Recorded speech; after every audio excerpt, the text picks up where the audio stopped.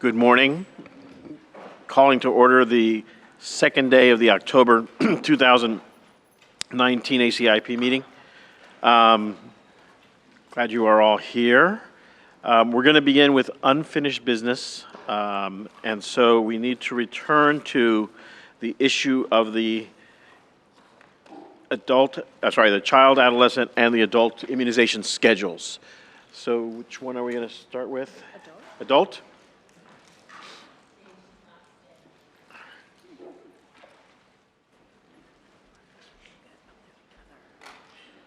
All right, good morning. Just to quickly go over, I'm going to just make some updates based on some of the discussions from yesterday morning.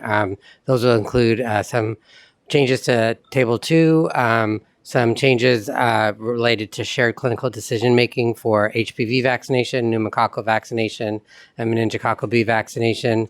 The Tdap should not be there because that was all voted on yesterday. So first on Table 2, if you remember, this is what we had for Table 2 yesterday, and there was the wording within the red, orange, and pink boxes that we are now matching or harmonizing with the child schedule, assuming I can get this to work. And so we've removed that language as was discussed yesterday. The next change here for the red box for the key, we reordered the wording, and it now says not recommended or contraindicated. Vaccine should not be administered because of risk for serious adverse reaction. So we just changed the order of the wording as discussed.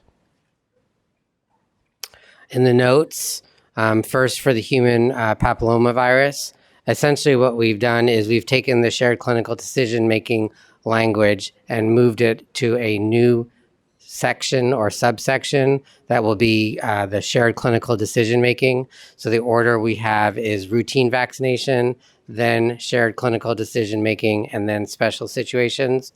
And we've moved the exact same language from the special situations section into the new shared clinical decision-making subsection.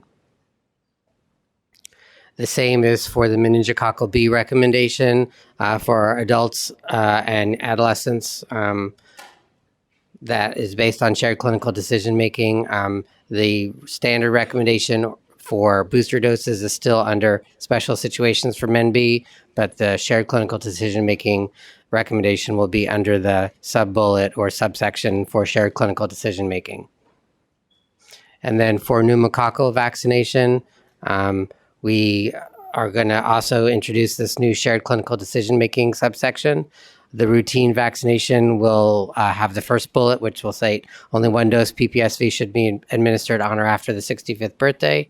And then for the shared clinical decision-making is where we'll have the recommendation for shared clinical decision-making for 65 years and older and who are immunocompetent.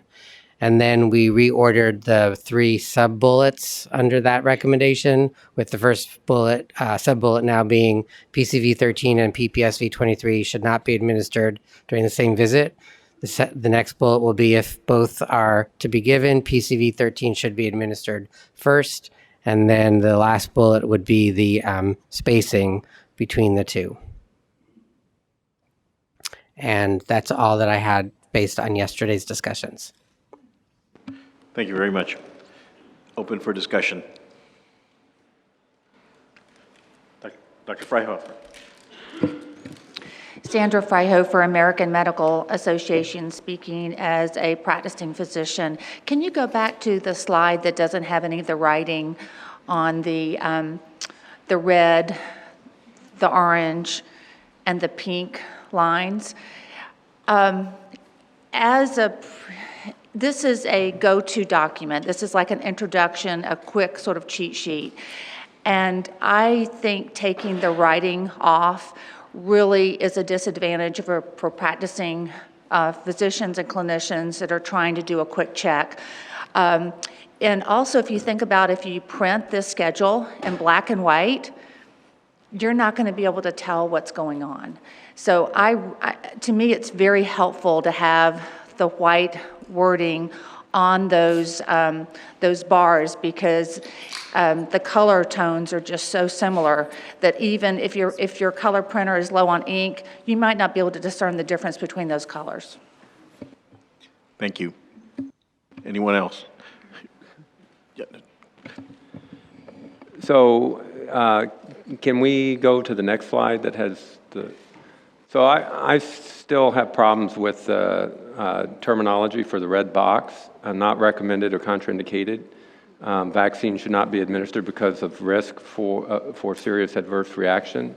For some of the boxes, and I'm coming back to LAIV, it's not because there's a recognized risk for serious adverse reaction. It's putatively because there are no data, at least at the time that this was reviewed several years ago by the work group, and because it was in an IDSA document.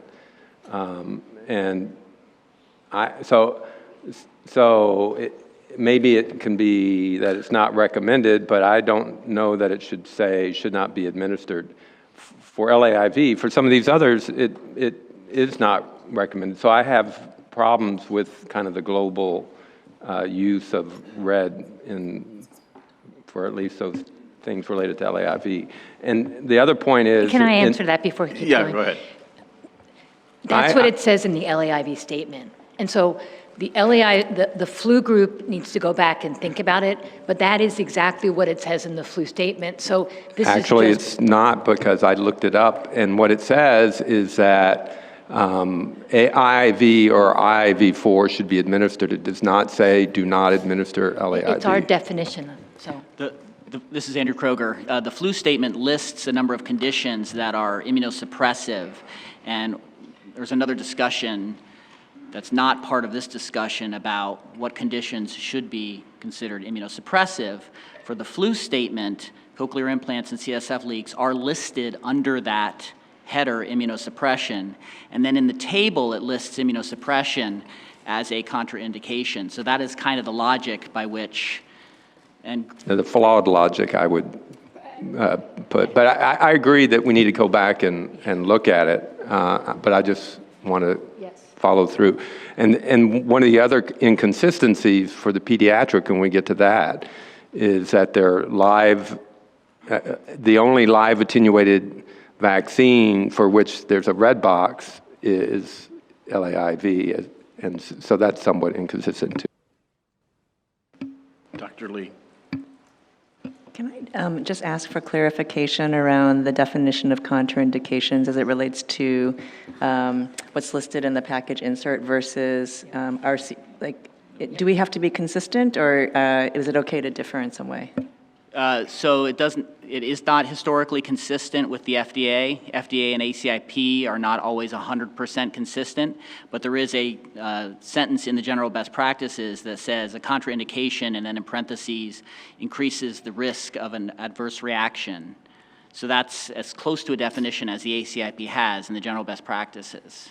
I think a larger question, this is Nancy again, and I think FDA would agree, is we probably need a longer, larger conversation as to whether or not the fact that we're using the same language that FDA is inadvertently confusing, because it doesn't mean the same thing to be a contraindication at ACIP as it does in FDA, and for a clinician, it may be interpreted as being the same thing. So I do think that that's something we need to think about. We're probably not going to get it done by today. Yeah, FDA would agree that in situations where the same language is used to define different sets of circumstances, as appears in our package insert, that is confusing. Dr. Bernstein. Somewhere on these tables, I believe it suggests that the interpretation of the tables should also include looking at the notes. And given that, I wonder whether we even need the language after not recommended or contraindicated.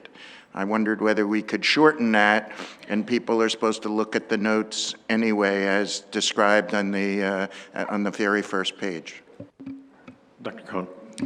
So I just want to remind everybody that, so today we can actually vote to approve the general schedule for next year, and there is still the opportunity for you to all review the schedule before it moves forward in terms of small language changes. Because this is not, because we're trying to interpret policy, some of these things can still be worked on both throughout the process before production as well as in the next year's general schedule for things that we can't get right this year.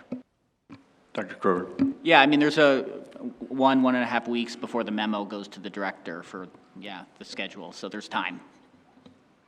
But I even mean after, so we're just voting on approving the general schedule. We're not voting to approve every detail. And so it can be, some of these wordsmithing things can happen afterwards. Other comments? Dr. Lee? One minor one, which is on the MMR and varicella on table 1 for the adults.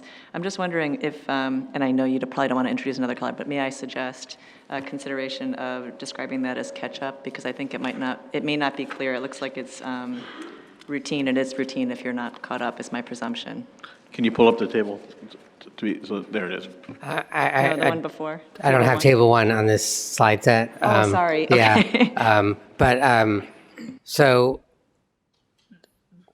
this is some history from before I started also, and we get these questions in NIP info often about catching up adults, and it's just not really a term that we use because if they're not vaccinated, they just need the vaccine, so it's recommended as a general recommendation, not as a catch-up. But if they're already vaccinated, would you give them another round of vaccines? Not unless there's some additional risk.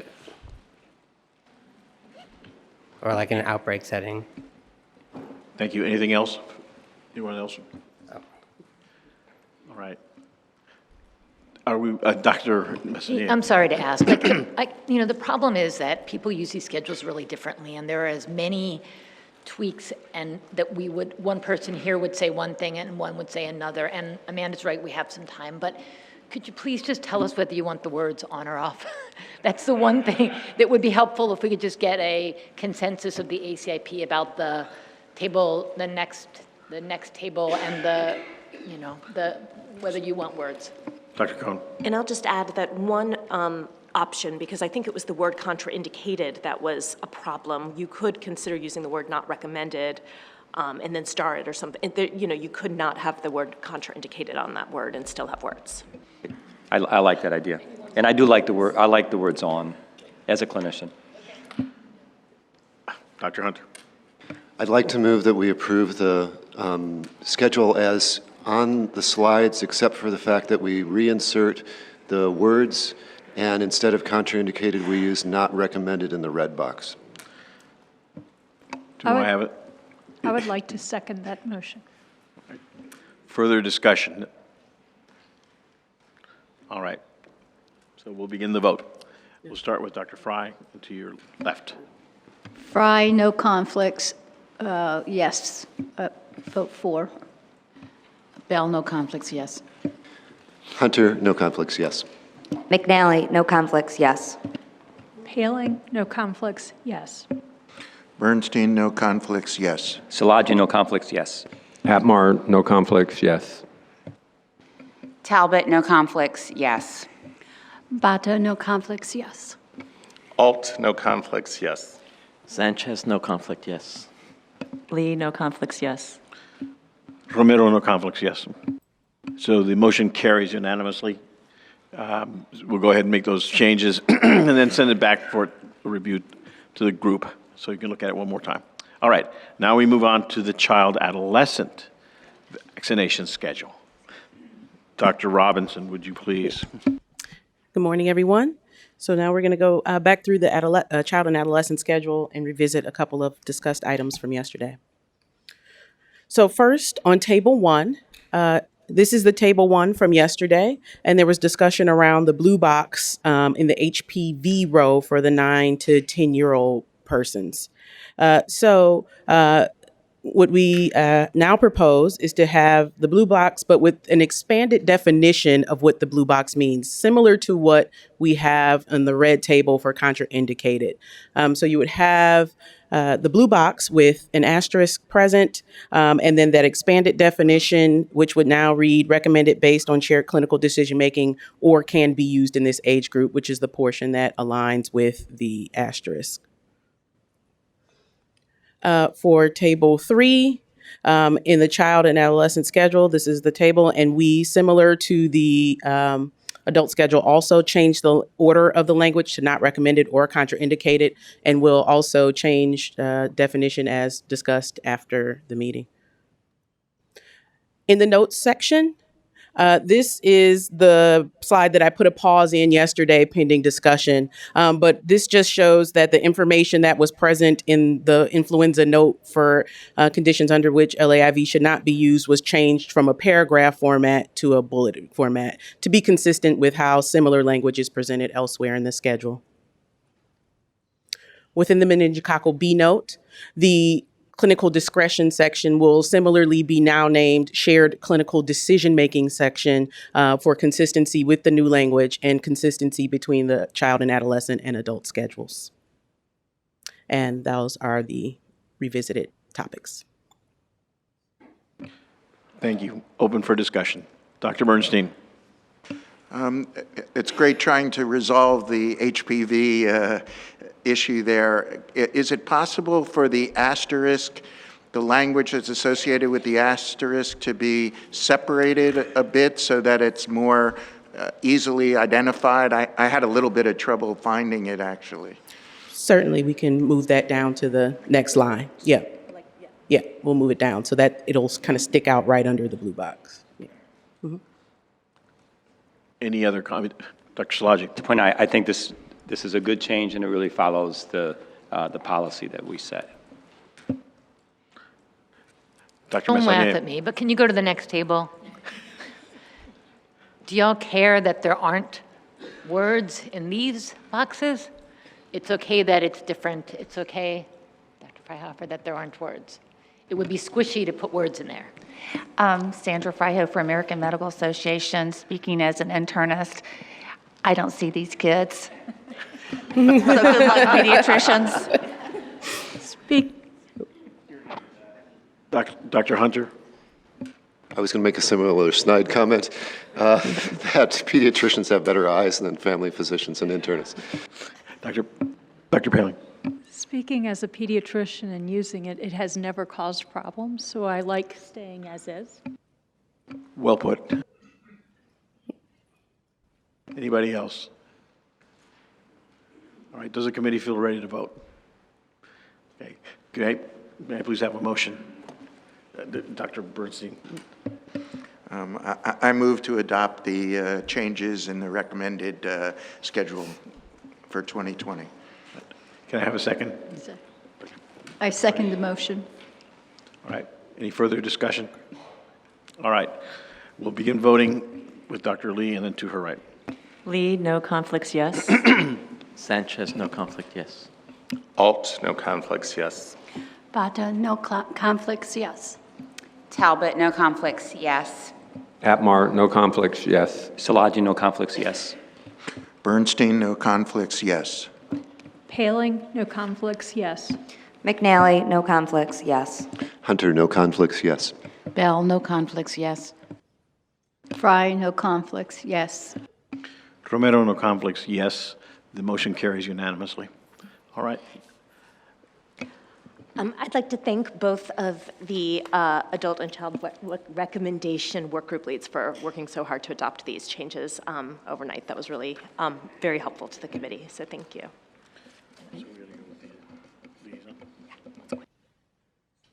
So the next order of business is the agency updates, and if we could start with CDC, please.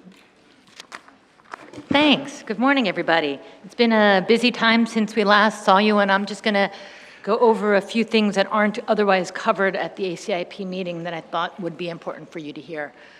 One is that last week we did release our annual data on immunization coverage, both the childhood data and the kindergarten data.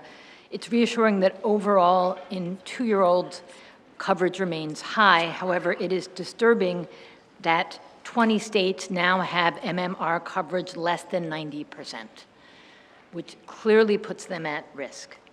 And we'll talk more later today about the measles outbreaks. But I would say that most states would also tell you at the community level that there are communities with far lower coverage than that. In addition, we still see disparities. Coverage is lower for kids without private health insurance, living below poverty or in rural areas. And given that we have the Vaccines for Children's safety net, which should cover those children, it's especially disturbing. Similarly, national coverage of kindergarteners remains near 95%. The proportion of kids with an exemption increased slightly for the second year in a row, but it's still really, really small.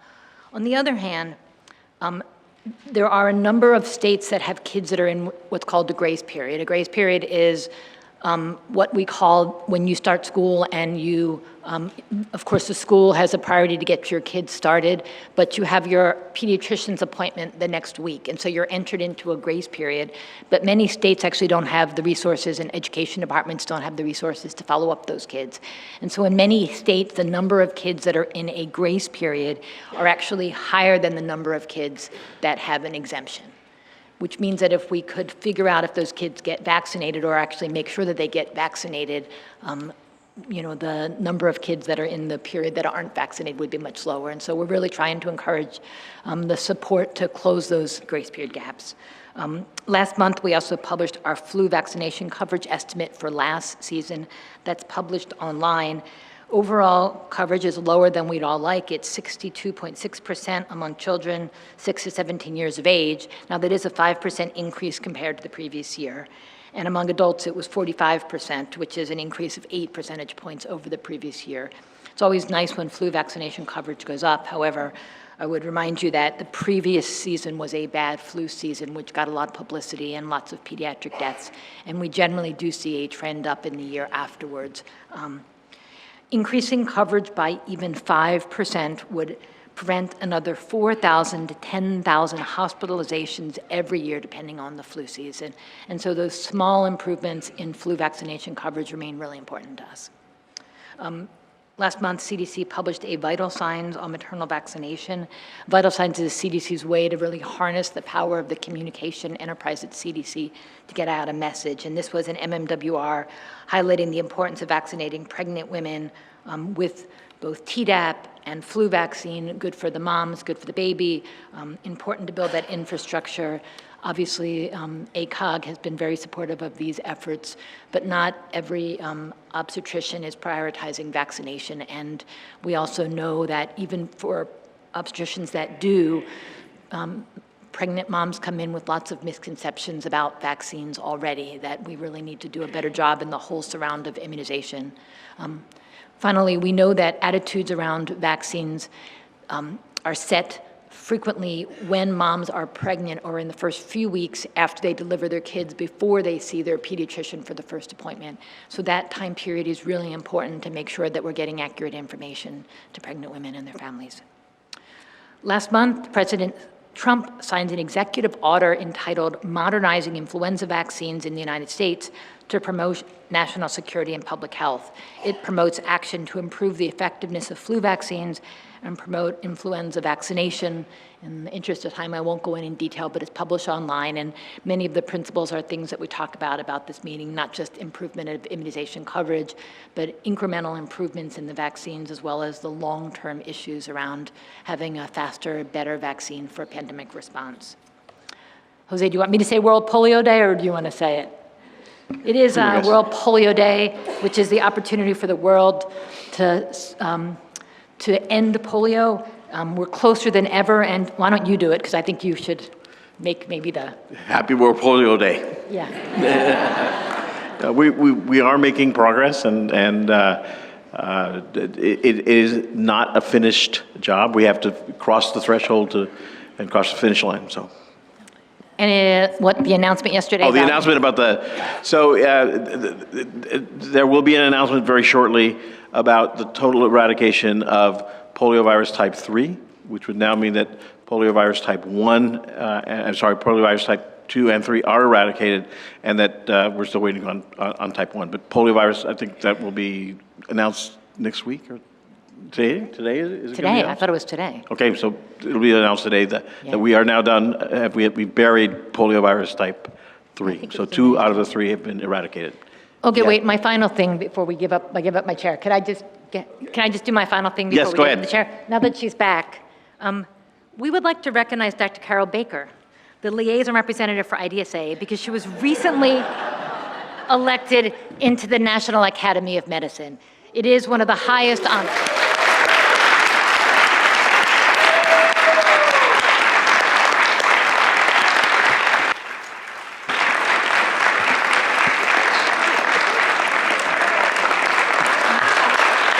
Nancy. Thank you.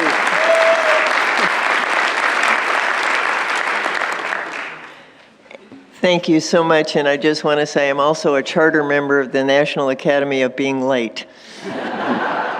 Congratulations, well deserved. Not to being late. Dr. Freihofer. Would it be, Sandra Freihofer, American Medical Association, would it be possible for you to send the liaisons links to all those different things? You've had some great info there. Thank you. Sure. Great update. Great. Dr. Grock.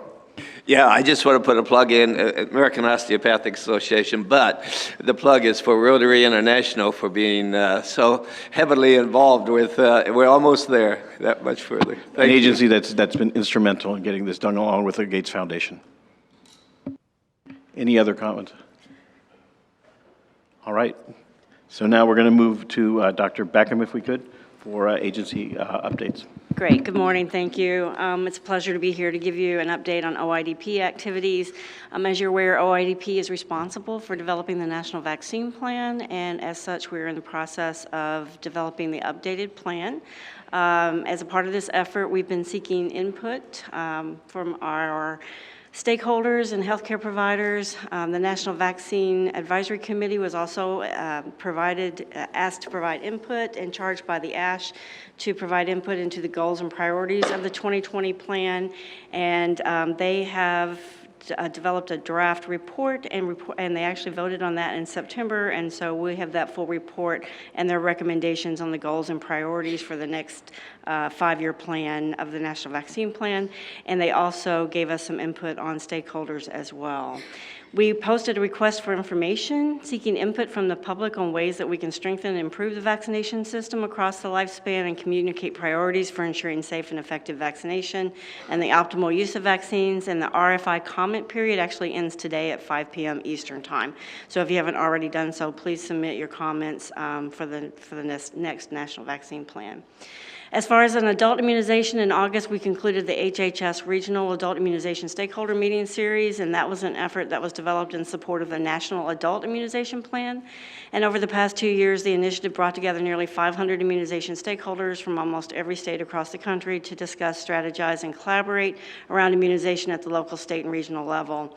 So in a collaboration with HHS regional offices, the 10 regional meetings sparked a number of activities that are poised for impact at the regional and national level.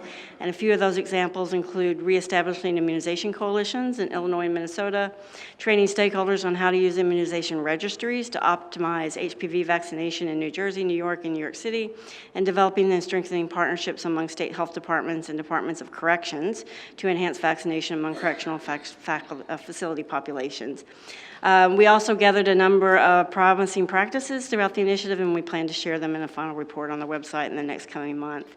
As I told you, NVAC has been incredibly busy. Besides working on the National Vaccine Plan priorities and goals and the recommendations for that report, committees working to support 2 additional charges that the Assistant Secretary for Health, Admiral Brett Giroir, gave them. And one of those is developing a comprehensive set of recommendations to lay the foundation for an effective national strategy for ending immunization disparities in the United States to ensure that all Americans have an equal opportunity to benefit from life-saving vaccines. And then the second charge is writing a report to assess the determinants of vaccination confidence across the lifespan with suggestions for HHS to improve confidence in all recommended vaccines. The next NVAC meeting will take place at the Humphrey Building in Washington, D.C. on February 13th and 14th in 2020. Thank you. Thank you. Dr. Bajel? Good morning. For an update from the NIH. As usual, we have numerous ongoing phase 1, phase 2 studies across the infectious disease spectrum, so this is not meant to be inclusive update at all. Just a few high-level things that I think are worth, that might be of interest to the ACIP. Number one, a few months ago, we started a study for using licensed flu vaccines with novel adjuvants and using it across manufacturers, which has always been a barrier in the past. So it's 2 different licensed vaccines, 2 different adjuvants, and an unadjuvanted arm. So we think that will be very informative about how vaccines and adjuvants interact and how we can boost the immune response. Earlier this week, we started flu challenge studies at 4 VTUs. This has been a work that was very prominent in the 90s, was really absent in the early 2000s and rekindled. It is a way that we can test novel vaccines and we can test novel therapeutics in a human controlled infection model. So we think that's very exciting. We're looking forward to much more work with that. There are several large programs that are worth updating that were just recently awarded. Number one is CIVIX. It's a collaborative influenza vaccine innovation centers. This is looking for novel vaccines, novel adjuvants, has its own manufacturing core and 2 clinical cores that was just awarded recently and just to kick off earlier this week. There's the Cooperative Research Centers for Sexually Transmitted Infections. Because of the rise in STIs, that we really think there needs to be more work developing vaccines for STIs, and the awardees are a very distinguished group of academic centers that will hopefully move this field forward. And then lastly, there's large awards for the impact centers, which are looking at better tuberculosis vaccines. And again, we think an effective TB vaccine is critical for control of that disease. So as usual, we'll have links for the more details in our written summary that we'll submit to the ACIP. Thank you. Thank you very much. Dr. Rubin. Good morning. Thank you for allowing me to provide an update on the Division of Injury Compensation Programs.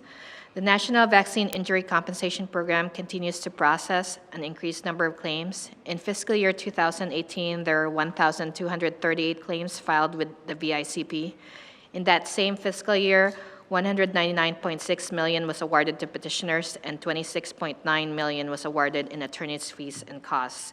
This includes fees for compensated, dismissed, and interim cases. As of September 25 of fiscal year 2019, over 1,230 claims were filed with the program, and $222.1 million was awarded to petitioners and for attorneys' fees and costs. As of September 25, 2019, HRSA had a backlog of 854 claims alleging vaccine injury awaiting for medical review. And more data can be found about the program in our website. And as of September 25, 2019, the Countermeasures Injury Compensation Program compensated 39 claims totaling $5.5 million. Thank you. Thank you very much. Dr. Fink. 2 announcements from FDA this morning. First of all, on November 8th, we will convene our Vaccines and Related Biological Products Advisory Committee to discuss approaches to demonstrating effectiveness for chikungunya vaccines. This will not be discussing any specific vaccine candidate, although manufacturers of vaccine candidates currently in clinical development will be presenting at the AC meeting. The announcement for the AC meeting has been posted in the Federal Register, and if anyone wants to attend, you can find it by Googling VRBPAC. The second announcement is that on September 24th, FDA approved a new vaccine called Jynneos, Jynneos, manufactured by Bavarian Nordic. This is a vaccine that is a 2-dose series. indicated for prevention of smallpox or monkeypox in adults 18 years of age and older who are at risk of either of those two diseases.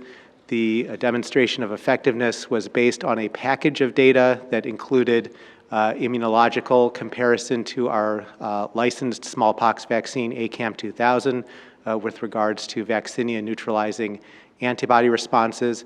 And the package also included animal data, specifically showing that the vaccine protected non-human primates against monkeypox challenge. For safety evaluation, the vaccine was evaluated in over 8,000 pre-licensure trial subjects and compared to over 1,000 placebo-control subjects. The vaccine was reviewed and approved under our priority review or expedited review program on account of the fact that because it is a non-replicating vaccine, it does not carry with it some of the serious potential complications related to replicating or conventional smallpox vaccines. And I understand that Dr. Fry will be presenting the ACIP work group, or sorry, Dr. Bell will be presenting the ACIP work group approach to this vaccine. Thank you very much. Dr. Dusing. Good morning, and I'm happy to share the following brief update from the Department of Defense. The military health systems transition efforts continue to progress, and these enterprise-wide changes will be aided by a new Department of Defense instruction for immunizations, which will lead to increased vaccine oversight and accountability. I'll also share a few updates on specific DoD vaccine programs. Over the past several years, I've reported on DoD's yellow fever vaccine supply challenges. The department continues to experience some intermittent supply constraints. However, we are fortunately returned to unrestricted ordering in support of operational and travel requirements. Additionally, the DoD has begun exploring the potential utility of the newly licensed JYNNEOS smallpox vaccine for force health protection that we just heard about from FDA. Also new and of note, the DoD will begin utilizing the Southern Hemisphere influenza vaccine for service members assigned to duties within the Southern Hemisphere. In regards to seasonal influenza, the DoD has initiated its annual influenza vaccination campaign with the now very familiar goal of vaccinating over 90% of active duty select reserve forces and healthcare providers by January 15th. During the last ACIP meeting, I provided an update on the pragmatic assessment of influenza vaccine effectiveness in the DoD, or PAVED study.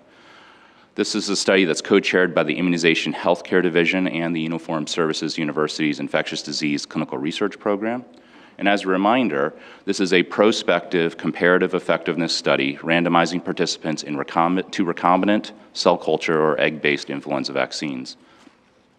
We are initiating the second research year, adding 3 new sites to this season for a total of 14, and increasing target participants from 10,650 to 15,000. And I look forward to providing an update on this study's progress in future meetings. The Immunization Healthcare Division's South Atlantic Regional Vaccine Safety Hub recently presented research identifying major risk factors and most effective treatment pathways associated with shoulder injury related to vaccine administration, or SIRVA. This data represents the largest case series related to SIRVA available to date. Finally, since June, the Immunizations Healthcare Division has conducted 7 on-site immunization lifelong learners courses and short courses for more than 400 students, and they also have several other educational products for military medical personnel, including a comprehensive immunization toolkit, reference booklet, on-site assessments of clinics' immunization practices, and online training modules. That concludes the update from DoD. Thank you. Thank you very much. Ms. Dawes-Walker for IHS. Hi, good morning. I have 2 brief updates for the Indian Health Service.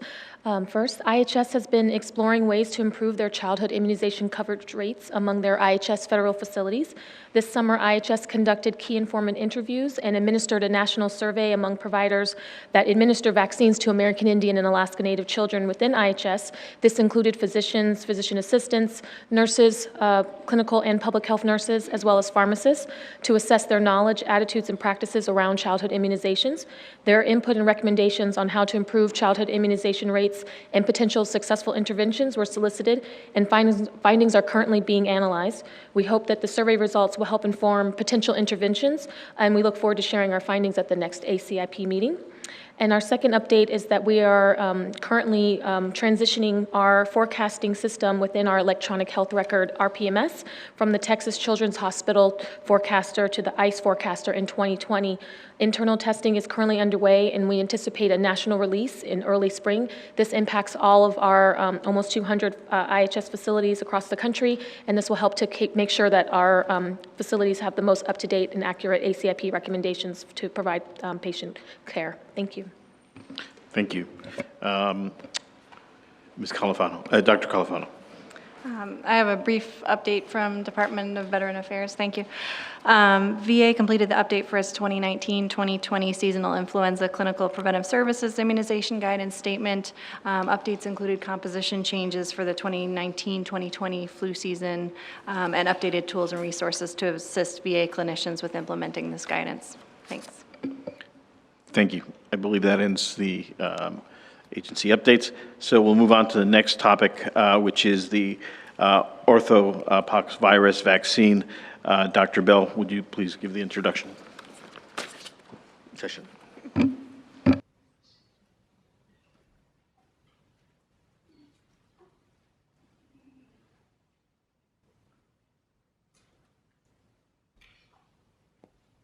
Good morning. I'm just going to spend just a very short couple of minutes talking about our extremely newly formed, actually not yet formed, work group on vaccinia virus vaccine.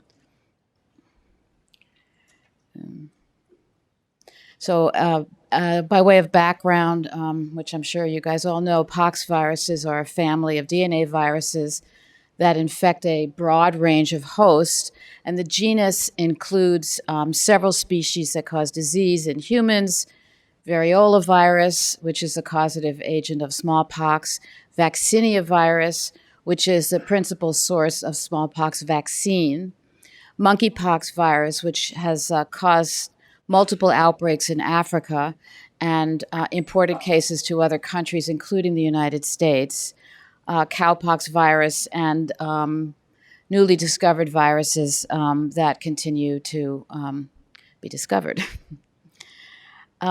There are a number of settings of which that have been well recognized where occupational exposures can occur. This includes diagnostic laboratorians who directly handle specimens from persons with suspect orthopoxvirus infections, research personnel who use replication-competent orthopoxviruses in biomedical research, and healthcare workers in the United States who either administer vaccinia virus vaccines, for example, to military personnel, or would treat patients with smallpox or monkeypox.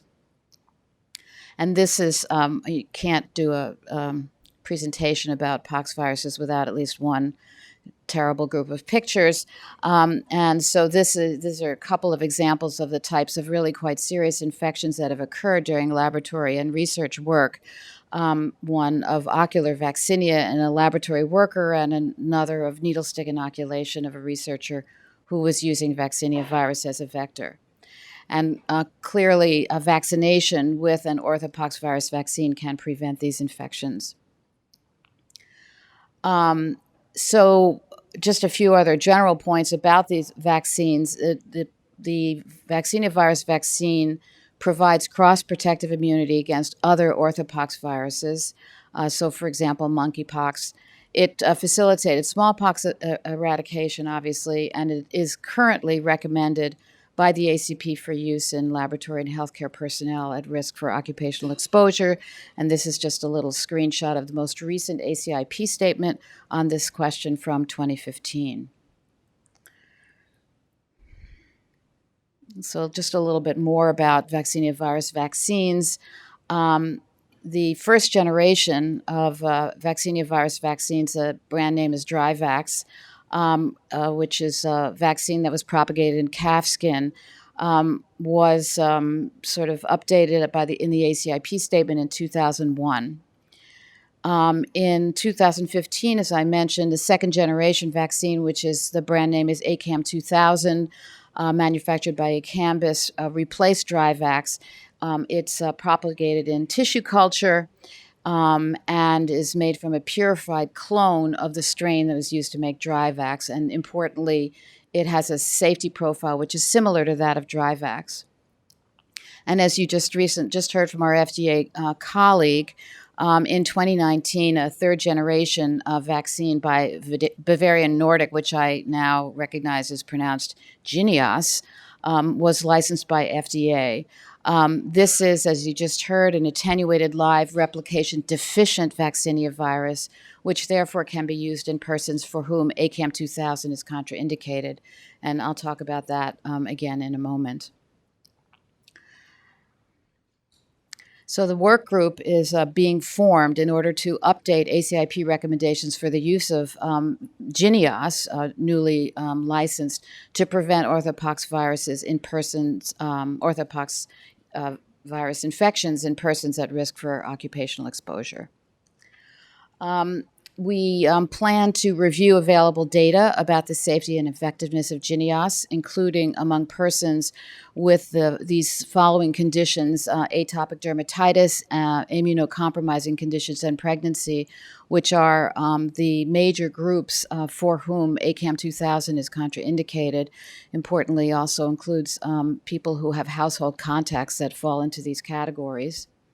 To consolidate U.S. recommendations for vaccination of persons who may have occupational exposure to orthopoxviruses, and also just take the opportunity to take another look and identify areas in need of further research for informing potential future vaccine recommendations.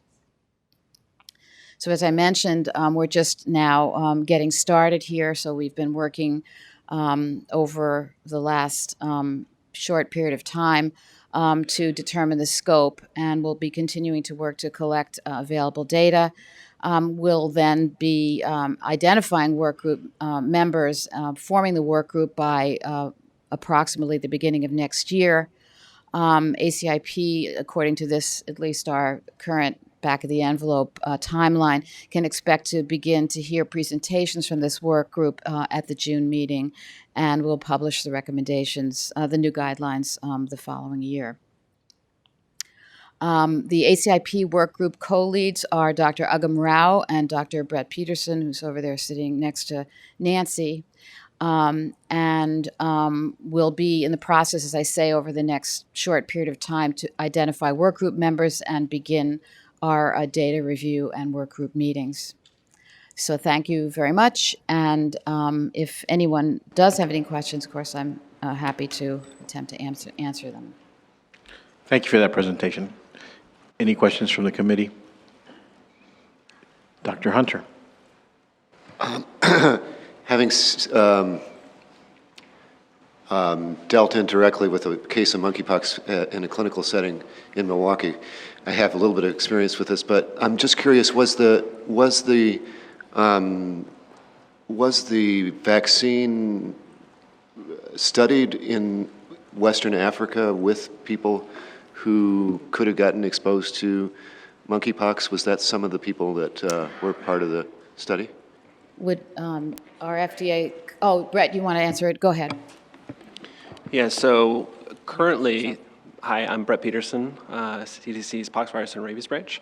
CDC actually has an ongoing clinical study evaluating this vaccine in the Democratic Republic of Congo in a province where monkeypox is endemic. And the goal of this study is to look at safety in this population, as well as to look at immunogenicity of the vaccine, as well as to identify any exposures or incidents of infection in that population to try to provide evidence of effectiveness specifically in this population at risk. What's the timeline? So the first phase of the study is actually just completed. We vaccinated 1,000 healthcare workers in this province, and they were monitored for 2 years for adverse events as well as for exposures and infections of monkeypox. The other point I wanted to make is that I know from personal experience at the interacting with the lab at the City of Milwaukee Health Department that samples are sent out to labs on a regular basis, I think, to get them prepared to deal with orthopox exposures and also tabletop exercises that we've gone through. And I don't know if that relates in any way to what you do, but you may consider talking to lab folks to have them on your committee. Yeah, that's a good point. I believe that's the Laboratory Response Network that is engaged in this, and that's always an important group for these kinds of conditions. Anything else? All right. Oh, So, FDA I'm sorry, forgive me, Dr. Fink. Sorry, I just wanted to bring up one point of clarification. Again, going back to the issue of the term contraindication and how it might differ in ACIP recommendations versus FDA labeling. So just to be clear, there are clear differences in safety risks between ACAM 2000 and other replicating smallpox vaccines as compared to the newly licensed MVA-based smallpox vaccine. But ACAM 2000 is contraindicated per FDA labeling only in severely immunocompromised individuals who would not benefit from the vaccine. Yeah, thank you very much. That's a very good point. I think it provides us an opportunity with this newly formed work group to address this issue of the difference in terminology so as to avoid confusion, because there's certainly, in the ACIP recommendations, for example, there's a different way of looking at who should get ACAM 2000. Any other comments? All right, very good. Thank you, Dr. Bill. We'll move on now to dengue vaccine with Dr. Atmar giving the introduction.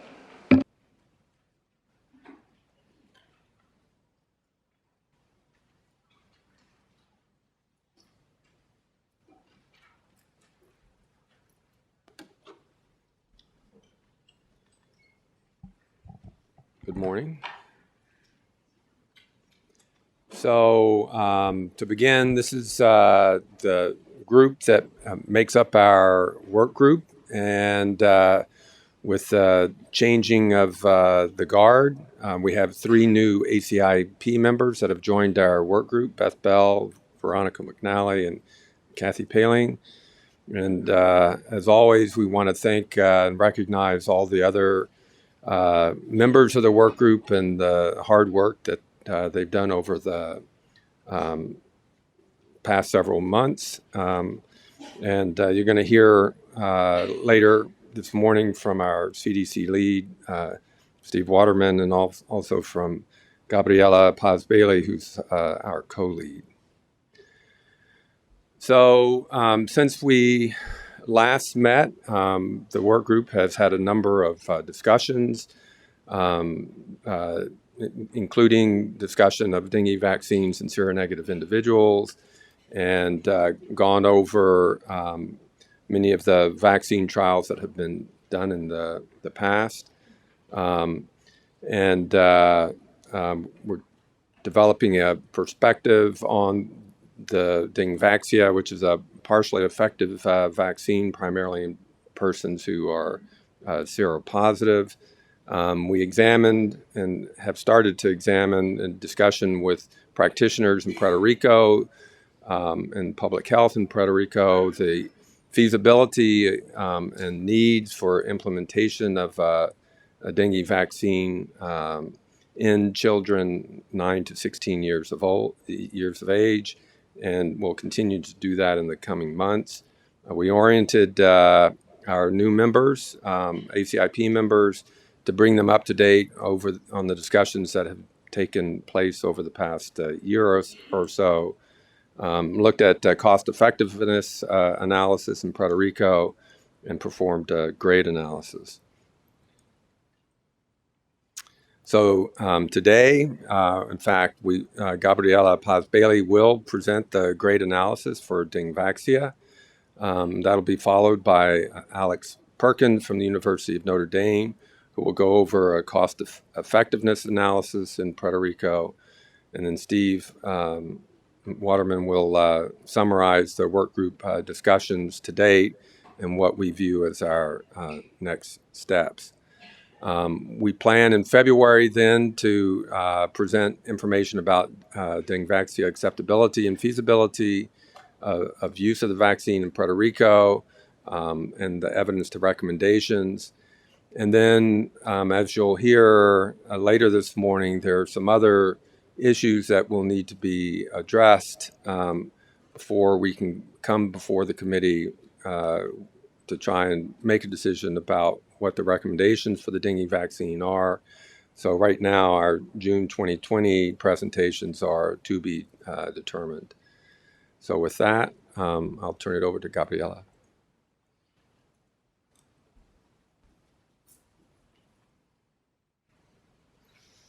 Good morning, everyone.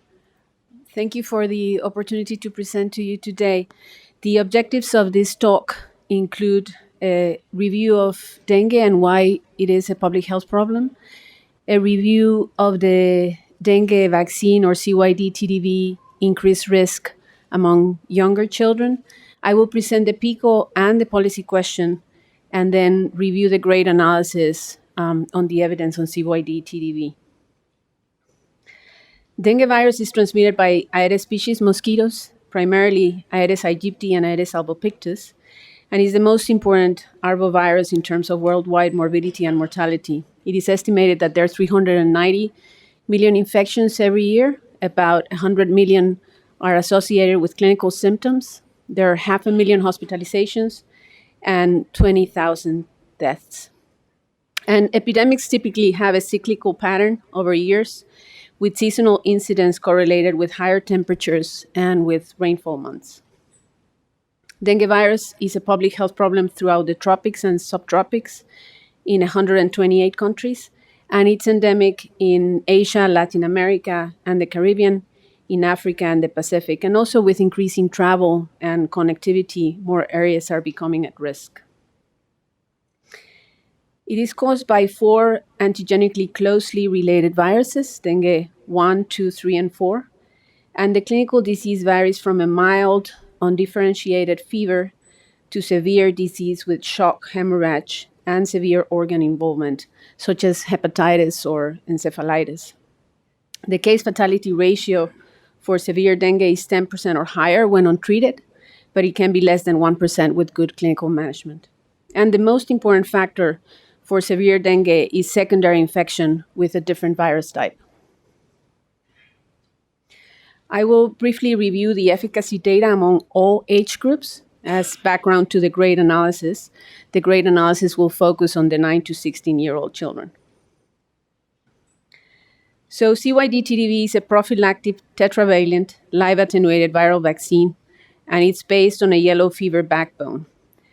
It includes precursor membrane and envelope genes isolated from each dengue serotype. And it has 4 genetic constructs, 1 for each serotype. The main studies that evaluated efficacy were CYD14 and CYD15.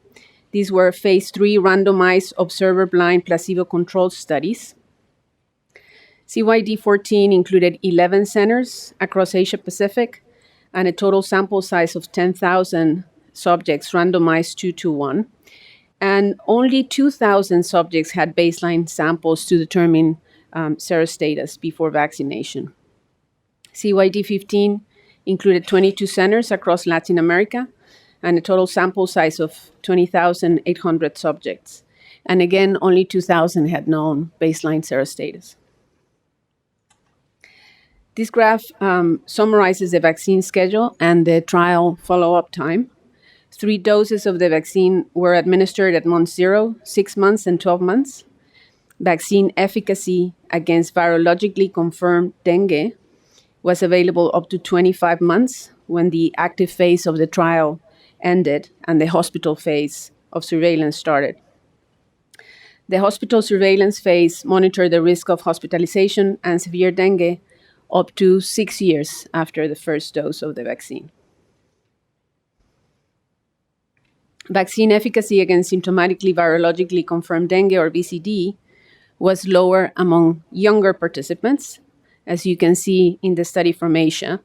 In CYD14, it was 34% among children ages 2 to 5, 60% among children 6 to 11, and 74% among 12 to 14. This includes both seropositive and seronegative participants. And there was no difference by age seen in the study in Latin America. There was a safety signal with increased hospitalization among the youngest children, with a relative risk of 7 among children that were vaccinated compared to controls. And this resulted in the WHO recommendations for the vaccine for individuals 9 years of age and older. Sanofi conducted a special study to further assess the increased risk of hospitalization and severe dengue. As I mentioned before, the efficacy trials assess baseline serostatus in a subset of participants. And this limited subset that is referred to as the immunogenicity subset did not allow for precise estimates of risk of hospitalization for dengue or also the risk of severe dengue in seronegative vaccine recipients. So in an effort to overcome this limitation, a case cohort study was conducted.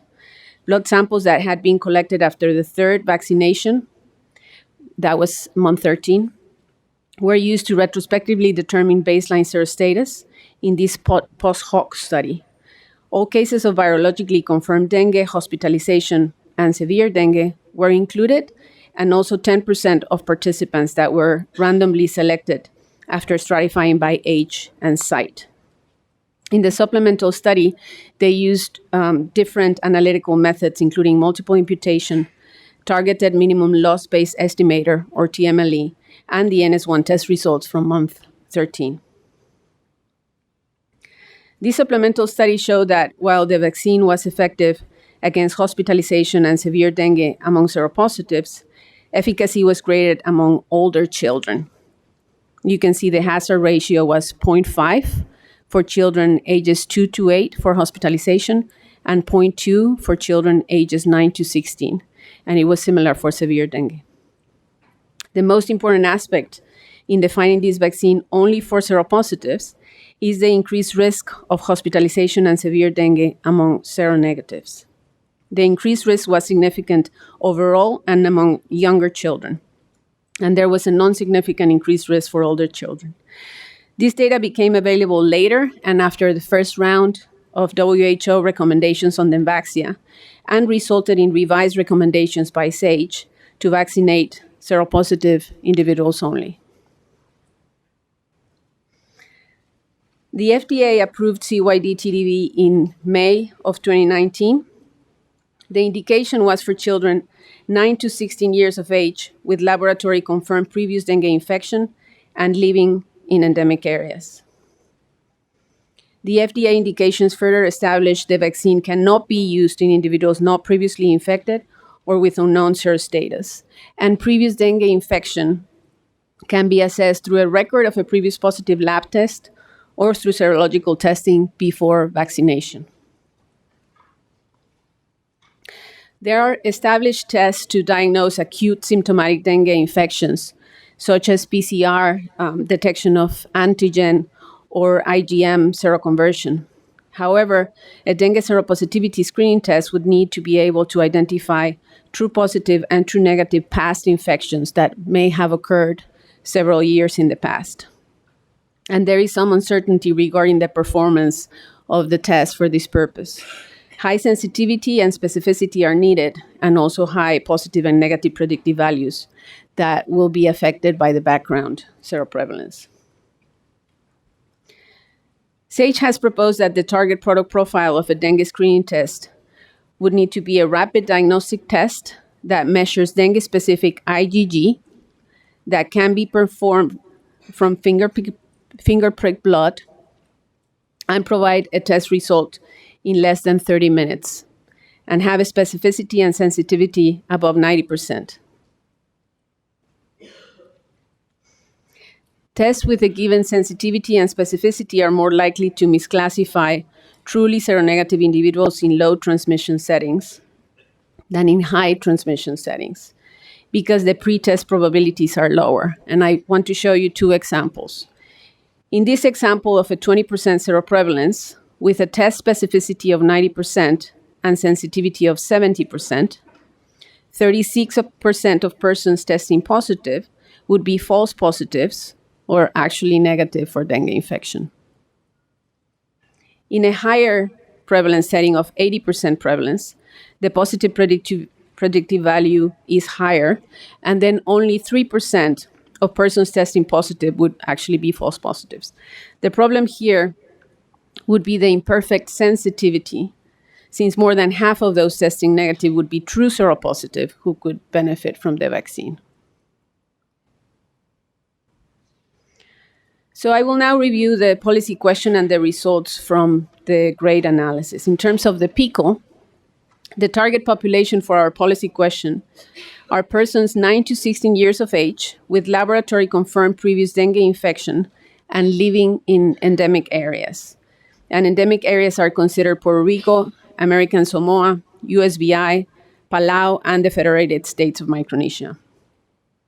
The intervention is routine administration of 3 doses of CYD-TDV. The comparison is no vaccine, and the outcome of interest are symptomatic dengue illness, hospitalization, and severe dengue. So we use the dengue risk definition in the CDC Yellow Book that provides health information for travelers to determine which areas are endemic. And the Yellow Book defines areas with frequent or continuous risk as those that report more than 10 or more dengue cases in at least 3 distinct years over the past 10 years. And based on this, these are the areas that are considered endemic. So again, American Samoa, Puerto Rico, USVI, and the affiliated states of the Federated States of Micronesia and Palau. And just to provide some context on the population that would need to be vaccinated, these are the estimated children ages 9 to 16 in these territories and affiliated states. And you can see that more than 90% of those that would need to be vaccinated are living in Puerto Rico. So the policy question is, should 3 doses of CYD-TDV be administered routinely to persons 9 to 16 years of age with laboratory-confirmed previous dengue infection and living in endemic areas to prevent virologically confirmed dengue, hospitalizations, and severe dengue? And after discussions with the dengue vaccine work group, dengue fever, hospitalization of virologically confirmed dengue, severe dengue were considered critical. And in terms of harms, injection site reactions and systemic reactions were considered important, but not critical. And serious adverse events, hospitalizations, severe dengue, and deaths were considered critical. We conducted a systematic review of CYD-TDV vaccine trials in Medline, Embay, Sinal, Cochrane, and Scopus, published between 2009 and 2019. And we searched for trials of CYD-TDV in 9 to 16-year-olds by serostatus. Efforts were also made to obtain unpublished data or other relevant data. And we also reached out to the manufacturer for additional data on safety. So of 710 results, 351 were reviewed. Many were excluded because they were of a different dengue vaccine. And at the end, there were 2 review papers that included all the data from the phase 3 trials and a phase 2B trial. And of the 30 papers identified on safety, we narrowed it down to 13 for this vaccine, and we reached out to Sanofi to obtain the data on the 9 to 13-year age group. And as a reminder on the evidence type, evidence is ranked as 1 for randomized controlled trials or overwhelming evidence from observational studies, as 2 for RCTs with limitations or strong evidence from observational studies, 3 for observational studies or RCTs with notable limitations, and 4 for clinical experience and observational studies with limitations. Most of the outcome data come from the phase 3 trials, and these are the 2 studies that I described previously. And this is a phase 2B trial that also contributed data for the safety analysis. And these are the papers that aggregate the data from the 2 phase 3 studies that were the studies in Asia and Latin America, And then the Sridhar paper presents the results of the supplemental study, the case cohort study, and includes the 2 phase 3 studies and the phase 2b. So now I'm going to show you the efficacy for the outcomes considered as critical. I will limit the results to the population of our PICO question that were children ages 9 to 16. However, I will also present the data on seronegatives to consider the risk of misclassifying a seronegative individual and a seropositive and vaccinating them. So this graph presents the efficacy results to prevent virologically confirmed dengue fever at the end of the active phase of surveillance, so 25 months, among 9 to 16-year-olds by serostatus, in the study in Asia and Latin America, and for both studies combined. So efficacy is demonstrated for seropositive individuals, and results are consistent in the individual trials and the combined results. Efficacy of 79% in Asia, 84% in Latin America, and combined of 82%. For seronegative subjects, the efficacy estimates for each trial cross 1, and the combined results show significant protection. But as you can see, the confidence intervals are very wide, from 6 to 76. And these results that I'm presenting are for the immunogenicity subset, so the subset for whom serostatus was known at baseline, and are slightly different from the ones presented in the package insert. This graph shows the efficacy data by serotype, showing higher efficacy for serotype 4 and 3, and lower for 1 and 2 among seropositives. And among seronegatives, protection was only significant for serotype 4. In terms of the impact of the vaccine against hospitalization and severe dengue, I will present now the results on the longer-term follow-up, up to 6 years after vaccination. The results by serostatus on vaccine protection against hospitalization and severe dengue is only available from the supplemental study, the case cohort study, and the hospital-based surveillance of the trial. So note that I'm presenting now relative risks and not vaccine efficacy. So the long-term follow-up data, that is 5 to 6 years post-dose 1 for children ages 9 to 16, shows reduced risk of hospitalization, that is the first 3 results, and also for severe dengue by the 3 analysis methods that were used in the case cohort analysis. And among seronegative subjects, that is the lower part of the graph, there is a non-significant increased risk of hospitalization and severe dengue among vaccinees compared to controls.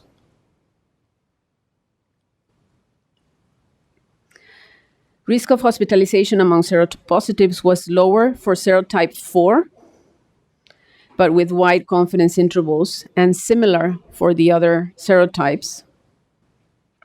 And no significant protection was observed for each serotype among seronegatives. And this graph presents risk of severe dengue by serotype. And the risk was the lowest for serotype 4, and protection was not significant for serotypes 1 and 3. And among seronegatives, there was a similar pattern to that seen for hospitalization, with no significant protection. I will now present the evidence for severe adverse events and deaths.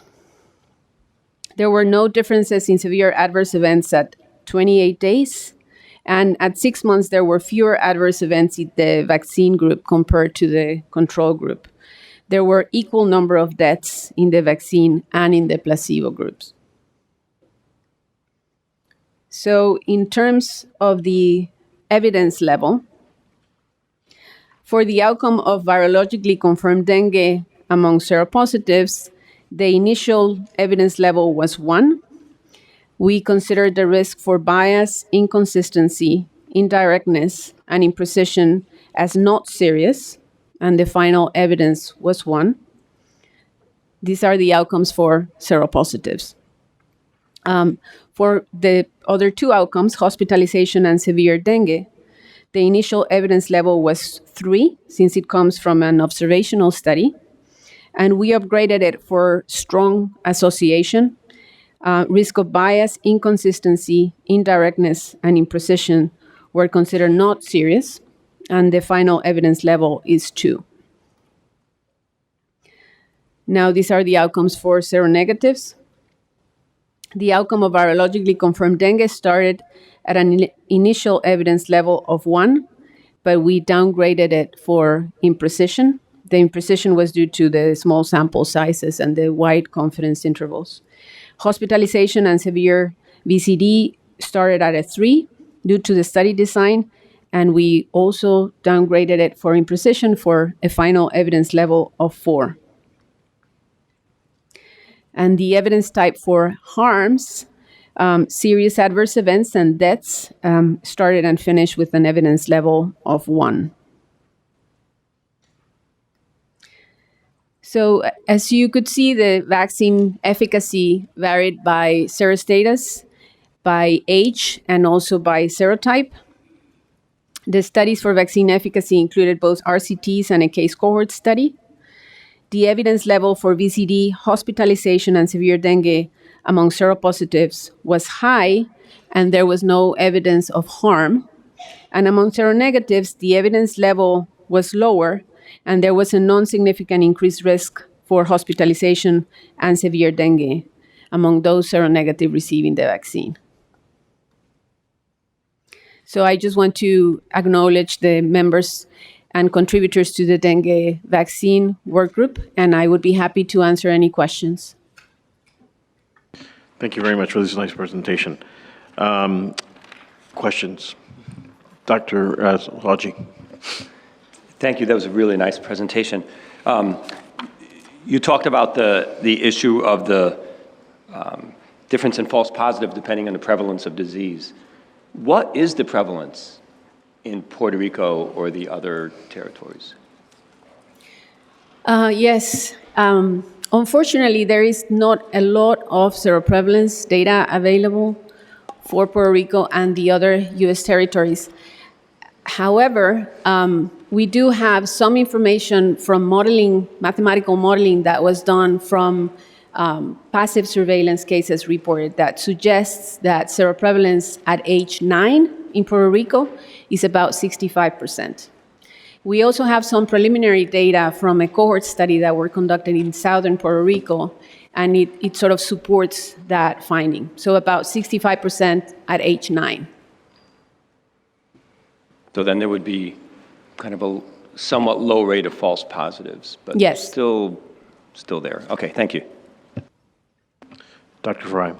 I was wondering what the prospects were for the development of a good serological test that needs to be done prior to giving this vaccine. And also, was there any evidence for enhancing antibody activity with the antibodies made from the vaccine itself as a result of receiving vaccine?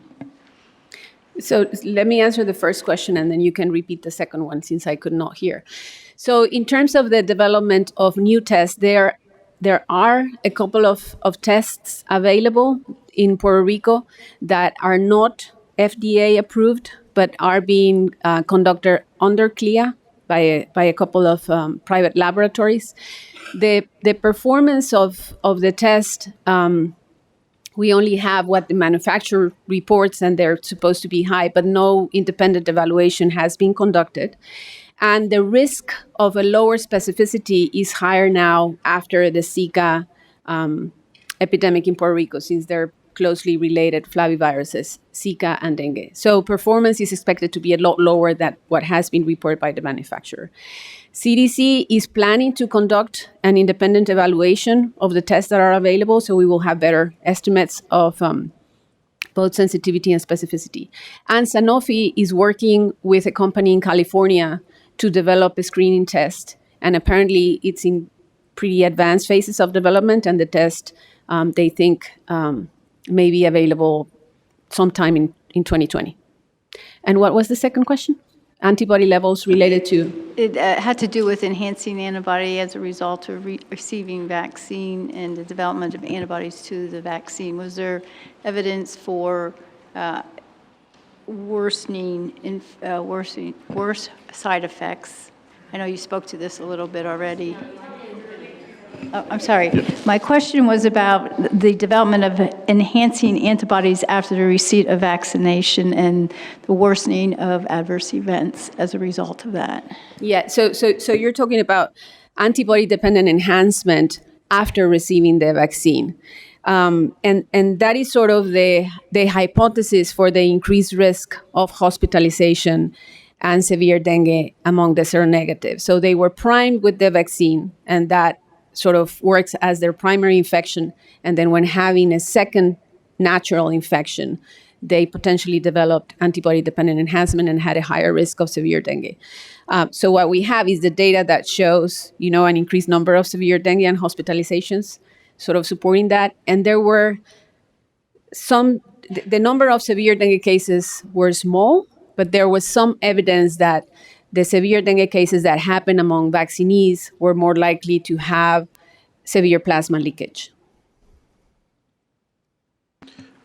Dr. Schaffner, did you have a question? No, okay. I'm sorry then. Dr. Paling.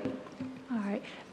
Thank you for this presentation. I wanted to go back to the comment about 65% of children 9 to 16 are seropositive. If I'm understanding the data correctly, the time of best benefit is between the first and second infection. Do we know of those 65% how many have had it once and how many have had it more than once? Yes. So we're working in collecting data to determine that. And we have some preliminary data to suggest that a good number of children have already had 2 infections by age 9. But hopefully we will be able to have more solid data to present to you at a next meeting. But that is an important question. What proportion of those seropositive at age 9 have already had 2 or more dengue infections? Dr. Sanchez. Sanchez, I just have a comment again about the serology. And what exactly, the currently available and the currently tested serologic tests, what kind of test is that? And I'm concerned about the accuracy. So your question is, of the currently available tests, what are they measuring? Yeah, what exactly, how is the test being performed? And more about the actual, type of assays that is available and how is it being done? Yes. So in terms of diagnosing symptomatic dengue or sort of acute infection, there are sort of well-established tests that detect virus by PCR or antigen, and also IgM seroconversion. And in Puerto Rico, both the health department and CDC have those capacities well set up and are performing tests. Now, that doesn't solve the issue of pre-screening for the vaccine, right? Since what we want to measure there is IgG. And there are 2 tests that are available in Puerto Rico, but the access to them is very limited since these are not FDA approved, but are being performed under CLIA. And in terms of what they're measuring, I think it is a combination of antigen, IgM, and IgG. One is a rapid test, but because of the regulations in Puerto Rico, it cannot be performed by the provider. It has to be performed in a laboratory. And the other one is an ELISA test. Any other questions or comments? Dr. Messonnier. Yeah, thank you. This is really complicated. One thing I want to ask, though, is the 65% number, and most of the data that you're referring to is from Puerto Rico. But as you showed us early on, and most of the burden is from Puerto Rico, but as you showed us early on, the pre-test probability is so impactful in terms of the false positives, false negatives, that I'm a little concerned we need to ask also in future meetings to try to consider those other locations separately to see what data you have available from them, and if they're prevalence is a little lower, if that would impact the decision-making. By lumping them all together, you're sort of taking the data that you have most, which is Puerto Rico, and kind of blending it with places where it seems like you have less clear data and where the prevalence might actually be lower, which would therefore impact the adverse events. Yes. That is an important point. And at the previous meeting, I presented some of the data from the passive surveillance system. So symptomatic cases, that doesn't really tell us much about seroprevalence. We have some recent estimates from mathematical modeling, and of course that is limited since these are estimates that suggest that for American Samoa, seroprevalence is similar to Puerto Rico. It's actually as high as in Puerto Rico. And it's a lot lower in USBI. And there are some representative surveys that have been conducted in USBI recently for leptospirosis that provide an opportunity to conduct additional testing and have hard seroprevalence data for USBI. Dr. Hunter. So is there a policy option to vaccinate or not vaccinate, or test or not test, based on what the estimated seroprevalence is in a population? Okay. So the original recommendation from WHO actually had a consideration for areas with high seroprevalence that were defined as 70% seropositivity at the age to start vaccination, so 9 years of age. With the reviewed recommendation now, it's sort of screening before vaccinating, right? So you will be able to define serostatus before vaccination. But it's still a relevant question since the background seroprevalence will affect performance of the test. Dr. Fry. So we talked a lot about seroprevalence in general, but is there any information on serotype, prevalence by serotype, and how does that should affect our thinking about this? Yes. So as I showed, there is some variation in the efficacy level by serotype.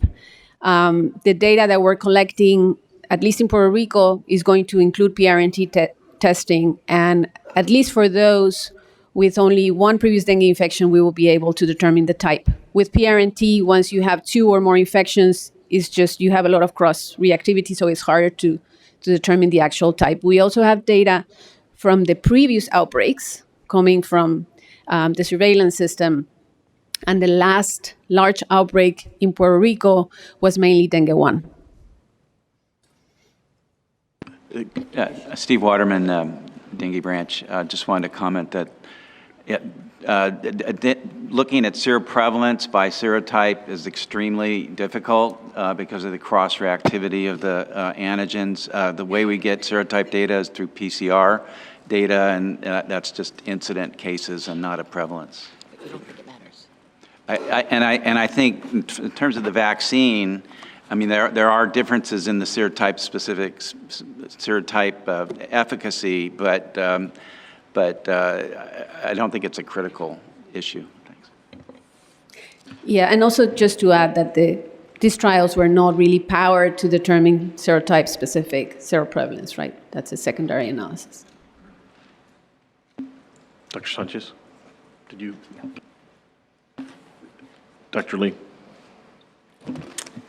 Thank you so much for the presentation. And part of it relates a little bit to, I think, what Dr. Masonier was getting at, which is understanding serostatus by country and by age, since it seems quite age-dependent.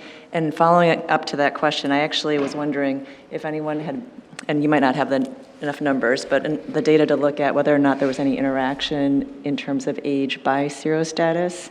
It may actually be a function of more how many infections did you have by serostatus, but just it would be helpful, I think, to understand if there was any effect modification we should be worried about beyond serostatus.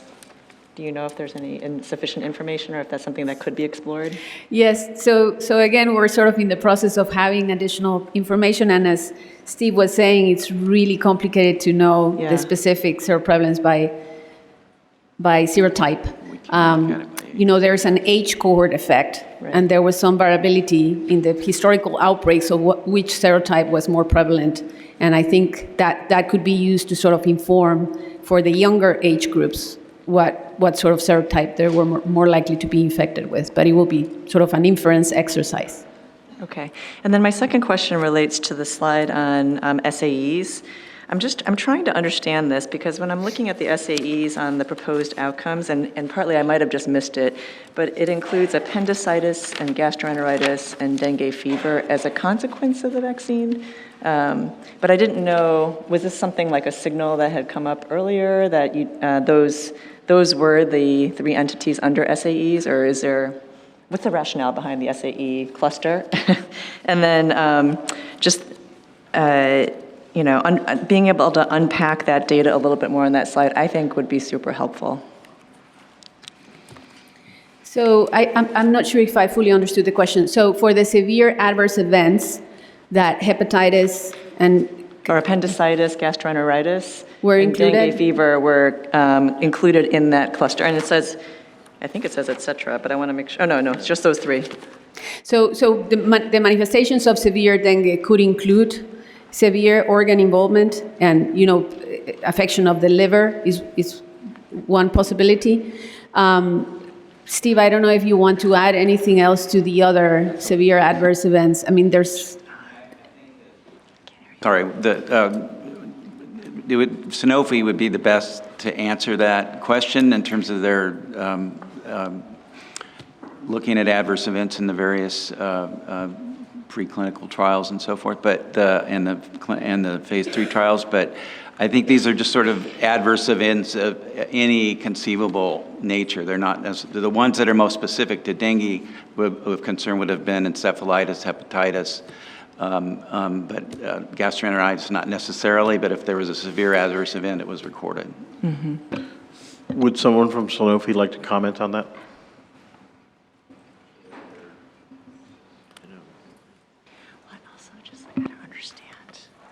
This is Corey Robertson from Sanofi Pasteur. Dr. Wardman's assessment is correct. We captured any serious adverse events as part of the trial, not necessarily related to the vaccination. Thank you, sir.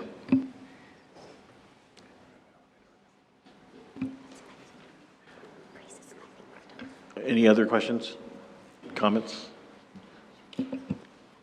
Okay, very good. We'll move on to the next presentation. Thank you very much. We'll next hear from Dr. Perkins on the cost effectiveness of Dengvax in Puerto Rico.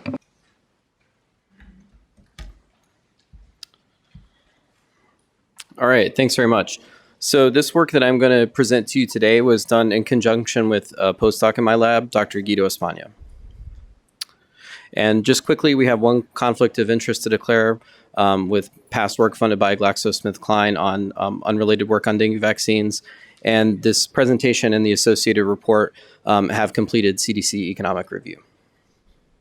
So as Dr. Paz-Bailey informed you, and as you've heard, dengue incidence has been increasing for decades. This graph only shows up to 2010, but this year alone in the Americas, there's been over 2.5 million reported cases. So it continues to be a growing problem, including in Puerto Rico and elsewhere in the U.S. territories. And Dr. Paz-Bailey reviewed this in much more detail than I'll go into here, but one of the main things that stands out from the clinical trials is the difference in efficacy, or the hazard ratio as indicated on this slide, between seropositive and seronegative individuals, with significant protection detected in the seropositive group, but a potentially elevated risk of hospitalized disease, in particular among seronegatives. So there are a number of possible hypotheses that could explain the mechanisms by which the vaccine works. I'm just going to tell you today about the assumptions that we've made in our modeling that we've conducted, which I believe is consistent with a number of other modeling groups and with leading thoughts in the field. So there are really two components that we assume in terms of how this vaccine might confer protection. So one is a short-term protective effect, similar to temporary cross-immunity experienced by natural infection. So this is a broad protection against any dengue serotype that we assume to last for something around a year, maybe somewhat less. The exact nature of that and the level of that protection is something that we estimate with our model based on data from the clinical trials. The second component of protection is more of a long-term protection, and this follows from this hypothesis that the vaccine acts somewhat like a silent natural infection. So if you look at this figure, in the top, if someone is naive and never been exposed before, naturally they would experience their first infection, move on to the second one, and following the second, experience that higher chance of severe disease. But the assumption is that upon vaccination, someone who had never experienced dengue before would have a rate of severe disease more similar to that of a secondary infection. So they sort of skip ahead from being a primary-like infection to being a secondary-like infection. So that's the bad side. But then the good side would be for an individual who has experienced one prior infection, they sort of skip this secondary-like infection and go on to experience a post-secondary-like infection, which has associated with a lower rate of symptomatic and severe disease. So these are two mechanisms that jointly affect how the vaccine confers protection in our model. And I think it's important to emphasize that the first of these components, the short-term temporary immunity, is really where we expect indirect protection or indirect benefits to come from in terms of eliciting herd immunity in the population, whereas the second effect about acting like a natural infection really just serves to reduce the probability of disease in a given individual and doesn't necessarily affect their chance of transmitting the pathogen on.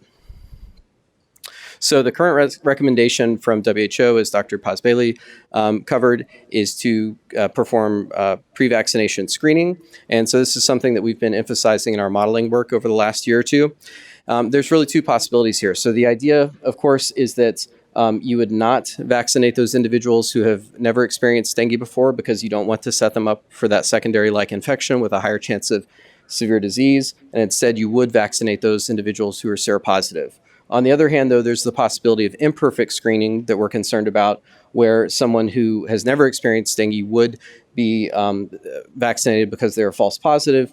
And likewise, potentially someone who had experienced a prior infection would come up as a false negative and not receive the vaccine when they could, in fact, benefit from it.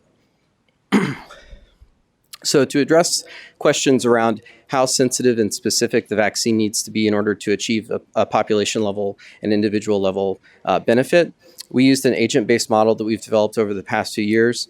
This is based around data that's been collected over 20 years in the city of Iquitos, Peru, in the Amazon. This has a number of details about humans, mosquitoes, how they move around, transmit all 4 serotypes of the virus to each other, and so on. This was used in an initial exercise that informed the WHO's initial policy position back in 2016, along with 7 other modeling groups, and generally showed good agreement in terms of its impact projections with those other groups as well. We've published a total of 4 papers over the last few years, various analyses using this model and looking at Dengvaxia impact. And just to highlight in particular, the analysis that I'm presenting today is based primarily off a paper that came out earlier this year, Espana et al. In PLOS NTDs. Okay, so just before we get into what our model projects about vaccination impact, I first want to review how our model comports with data from the vaccine trials. So we compared our model predictions to results from the trials in terms of vaccine efficacy on the left and the hazard ratio on the right, broken down by seronegative and seropositive at baseline, and by 2 to 8 and 9 to 16-year-old age groups. The black asterisk and lines show the empirical estimates from the trials as well as the associated confidence intervals, and then the teal color shows our confidence interval from our model that's been calibrated to these data, and then the red dot shows our sort of point estimate, which is our baseline scenario. So in general, you see that our model's predictions fall in line with the confidence intervals of the trial data. And just to review what these parameters were that we calibrated to the trial data, so there's a few different parameters here. This left column shows the point estimate, and then the center column shows the minimum, and the right, the maximum in terms of the uncertainty interval. So there are a couple of parameters related to that temporary protection that the vaccine affords. We found that we had to stratify that by seronegative or seropositive in order for our model to replicate the trial data. So in terms of the level of protection, in terms of per exposure protection, we estimated that around 0.32 for seronegatives and 0.52 for seropositives, although there's quite a bit of uncertainty on that. Likewise, there's a lot of uncertainty on how quickly that temporary protection wanes, but in general, for both seronegatives and seropositives, it seems to be somewhere around the order of a year for how long that temporary protection lasts. In addition to those parameters, we also calibrated parameters related to the natural history of infection. So that is the probability of symptomatic disease upon first, second, or post-secondary infection, and likewise the probability of hospitalization given that you've experienced symptomatic disease for primary, secondary, and post-secondary infections. For symptomatic infection rates, we found that they were similar for primary and secondary infections, again with quite a bit of uncertainty in terms of which might be bigger than the other. And then with post-secondary infections, we estimated that they were substantially lower. More importantly, in the hospitalized cases, we estimated that the primary infections have around 0.07 chance of being hospitalized, given that they were symptomatically presenting. And then for secondary infections, you see a substantial increase to 0.38, and then a dip back down to 0.1 for post-secondary. So it's really the main way that we're assuming the vaccine protects is by bypassing that 0.38 number and going straight from 0.07 to 0.10 in terms of risk of hospitalization upon having a symptomatic infection. Okay, so in terms of scenarios that we ran in our model, we assumed that the intervention worked as follows. So we only looked at 9-year-olds in this case. I'll comment at the very end about how we might expect these results to apply to 9 to 16-year-olds, but we just assumed a scenario of routine vaccination for 9-year-olds, of which we assumed for baseline that 80% of those individuals were covered by the intervention, meaning that they underwent serological screening, and then in the event that they were positive, they became vaccinated, and if they had a negative serological screening result, they were not. One important thing to distinguish here is that when I talk about coverage of the intervention, I'm referring to how many people were screened, whereas that number is the number that are vaccinated ends up being somewhat less than that, depending on the outcome of the screening process. Okay, so like I said, we've previously applied this model to Puerto Rico and just for generic analyses, but we sought to adapt this analysis to Puerto Rico for the purposes of this exercise. The estimates that we used, again, focusing only on 9-year-olds rather than 9 to 16. We got 2 estimates from the literature, one from Sanofi and another from a separate paper that both suggested seroprevalence in 9-year-olds in Puerto Rico around 50%. So that was the baseline scenario that I'll base most of these analyses on that I'll show you over the next few slides. We also considered a lower transmission scenario of 30% prior exposure. One of the main reasons that we did that was to account for the possibility that there might have been less dengue transmission over the last few years, in particular due to the Zika epidemic. So again, these are just sort of sensitivity analyses to try to capture that range of uncertainty. And again, I just want to emphasize that we distinguish between previous exposure in 9-year-olds and seroprevalence in 9-year-olds, given that seroprevalence could be quite different depending on how accurate the test is or is not. Okay, so just to recap before I get into the results about the scenarios that we explored. Again, we looked at routine vaccination in 9-year-olds. We looked at this over a 10-year time horizon. We assumed 80% coverage of the intervention, so 80% of 9-year-olds were screened serologically. We looked at 2 primary scenarios about transmission intensity, one in which prior exposure was 50%, and then a lower scenario of 30%. Our baseline assumptions about sensitivity and specificity were 0.8 and 0.95 respectively. As was discussed earlier, it's hard to say exactly what those values are, but we use these as somewhat possible numbers in the event that a good serological screening assay is worked out. But we also explored some different scenarios with potentially higher specificity, higher sensitivity, and trade-offs between the two. Our model is stochastic, meaning that there's lots of randomness in the model. So we had to perform replicate simulations to try to average over that randomness. So we performed 3,000 paired simulations. One of the pair would include vaccination, the other in the pair would not. And we tried to sort of see what the average differences were between those. We had a burn-in period of 40 years in the model, just sort of letting transmission settle down to a relatively stable equilibrium. And then we explored the impacts of vaccination 10 years after that.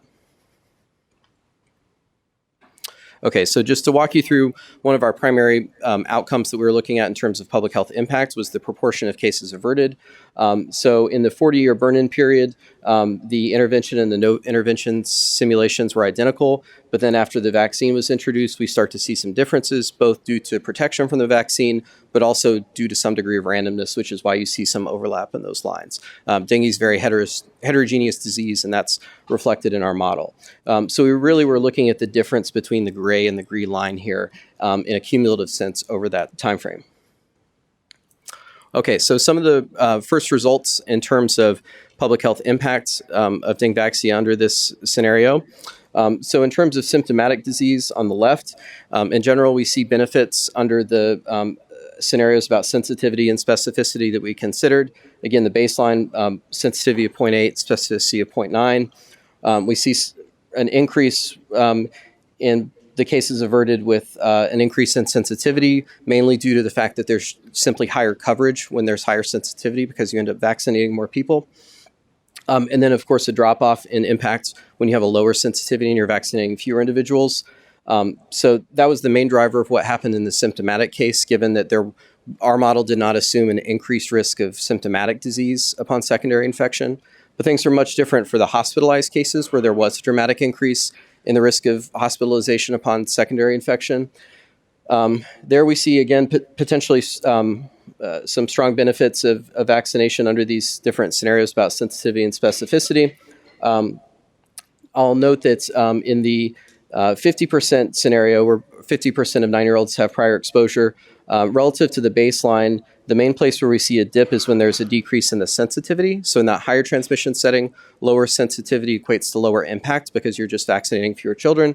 And then, of course, this higher scenario about sensitivity is going to increase that. But in contrast, at an assumption of 30% seroprevalence in 9-year-olds, we see something quite different, where when we drop specificity from 0.95 to 0.76, we have a drop in the proportion of hospitalizations averted. And that's really driven more by those negative outcomes occurring in those seronegative individuals who are at an increased risk of hospitalization. So when we look across a much broader range of possibilities for sensitivity and specificity to try to understand what minimums might be necessary to achieve a positive impact in the first place, regardless of a very positive impact, looking at specificity on the x-axis and sensitivity on the y-axis, and a scenario of 30% prior exposure on the left and 50% prior exposure on the right. In the case of 30% prior exposure, we see that at an absolute minimum, specificity would need to be at least 0.6 in order to have any positive impact under our model. And that's also assuming that sensitivity is very high. If sensitivity is lower, then the specificity minimum would need to be even higher, maybe around 90% in the case of a modestly sensitive test. In the case of the 50% previous exposure in 9-year-old assumption, those conditions are relaxed somewhat. But again, there's a strong trade-off between sensitivity and specificity in terms of minimum requirements to achieve a positive impact. Now, I'll show some results about the individual level risk, given that that's clearly a concern, especially for individuals who are false positives following serological screening. And again, we're looking in this 10-year time frame following vaccination and looking at the risk of dengue at an individual level between the intervention cohort and the no intervention cohort. So here again, we see primarily a relative risk below 1 across all the different scenarios that we considered for the serological screening assay. And again, in the scenario of 30% prior exposure, so lower transmission, when specificity is sacrificed, we see somewhat of an increase in the relative risk. It still falls below 1, but it's nonetheless higher than it would be under a higher specificity scenario. And then looking at more specifically at those potential false positives. So on the left, we see the number of hospitalizations that we would expect to occur in those dengue naive children per 1,000 vaccinees. And so depending on whether we're talking about 30 or 50% seroprevalence, that could be on the order of 2 to 3 hospitalizations that would not have been experienced without vaccination per 1,000 vaccinees under these scenarios. And of course, that depends quite a bit on sensitivity and even more so on specificity. So when we sacrifice specificity to increase sensitivity, so specificity goes from 0.95 to 0.76, we see that number jumps by about threefold in both of those scenarios. So it's very important to have very high specificity to minimize those events. When we go all the way up to a specificity of 99%, you see that we can keep those down potentially below 1 under the right seroprevalence settings. And then on the right panel, you see the number of hospitalizations that would be averted. So that's the positive impact of the vaccination per individual who's seronegative who experiences one of these hospitalization events due to vaccination. So a bit of a benefit to harm ratio. So in the baseline scenario, we see that we're looking at about, I believe, 5.5 or 4 or 5 hospitalizations per averted per negative hospitalization under the 30% scenario, but then a higher number under the 50% seroprevalence scenario. And I'll draw your attention to when specificity is maximized at 0.99. We see both of these numbers potentially quite large in terms of averting quite a lot of hospitalizations per negative episode. And that, a lot of that has to do with the fact that these numbers over here are so much lower. So there's just so many fewer hospitalizations that are occurring due to vaccination on the left in this scenario. Okay, so to move on to the economic part of our analysis, we focus primarily on the incremental cost effectiveness ratio. So what's the additional cost per gain in effectiveness of the intervention? We looked at the effect in 3 different ways. One was the quality adjusted life year, the QALYs, and we took into consideration disability weights and the duration of disability for different types of dengue infections based on data from Puerto Rico. We also looked at ICERs associated with increases in the symptomatic cases or hospitalizations averted. So just to briefly review the assumptions that we made about those weights and the QALYs. So the weight for dengue fever, just symptomatic dengue fever, obviously much lower than hospitalization. We also took into account death in these QALY calculations and the life lost after death. Likewise, the time of disability is longer for hospitalization compared to regular dengue fever. In terms of the costs of treatment and other indirect costs, we looked at ambulatory or symptomatic cases and their associated costs and hospitalization. These numbers derive from estimates from Puerto Rico that were published in 2010, and we used the Consumer Price Index for medical care to update those for 2019. And these are costs paid by the government. So there are some additional costs that would be borne depending on the perspective that you're looking at. And also to mention, the vaccine, of course, costs money. Our default assumption was $70 US, which is based on pricing information from the Philippines. And then there's also a cost associated with serological screening, which we assumed was around $10 based on a study that was published out of Vietnam last year. Okay, so a lot of these plots will look at the incremental cost effectiveness ratio as a function of the cost of unit cost of fully vaccinating a child. We have the dashed line at $70 as that reference point. So you see that the ICER is higher for the low transmission scenarios in black, and lower for the high transmission scenarios, so about $12,000 under that 50% seroprevalence assumption, but goes up to $42,000 for that 30% seroprevalence assumption. So it's quite sensitive to the assumption of how intense transmission is in those settings. Similarly, for the cost of averting an additional symptomatic case, the relationship is similar in terms of the transmission setting, but the overall costs are quite a bit lower given that we're not taking into account the cost of death in these calculations. So around an ICER of around $1,000 for averting a symptomatic case in that higher transmission setting, and $3,500 in the lower transmission setting. And then finally, for the hospitalized cases, again, the patterns are the same. The number is slightly higher than the costs of averting a symptomatic case, given the higher nature of those costs for hospitalizations. We performed a few different sensitivity analyses, which I'll go over now. The first has to do with the assumption of lower coverage. So our default assumption was 80% coverage of serological screening in 9-year-olds. We also looked at a scenario of 50% coverage of serological screening to see if that 80% benchmark is not met. It turns out that had a fairly minimal impact on the ICERs. A lot of that has to do with the fact that our assumptions are that the vaccine primarily protects through direct protection of vaccinees rather than through herd immunity. There's some degree of herd immunity, but it's fairly modest, meaning that these ICERs change fairly linearly with changes in the assumed coverage. So that was one result from our sensitivity analysis. Another, we also looked at how these the cost effectiveness would vary as a function of the sensitivity and specificity of serological screening.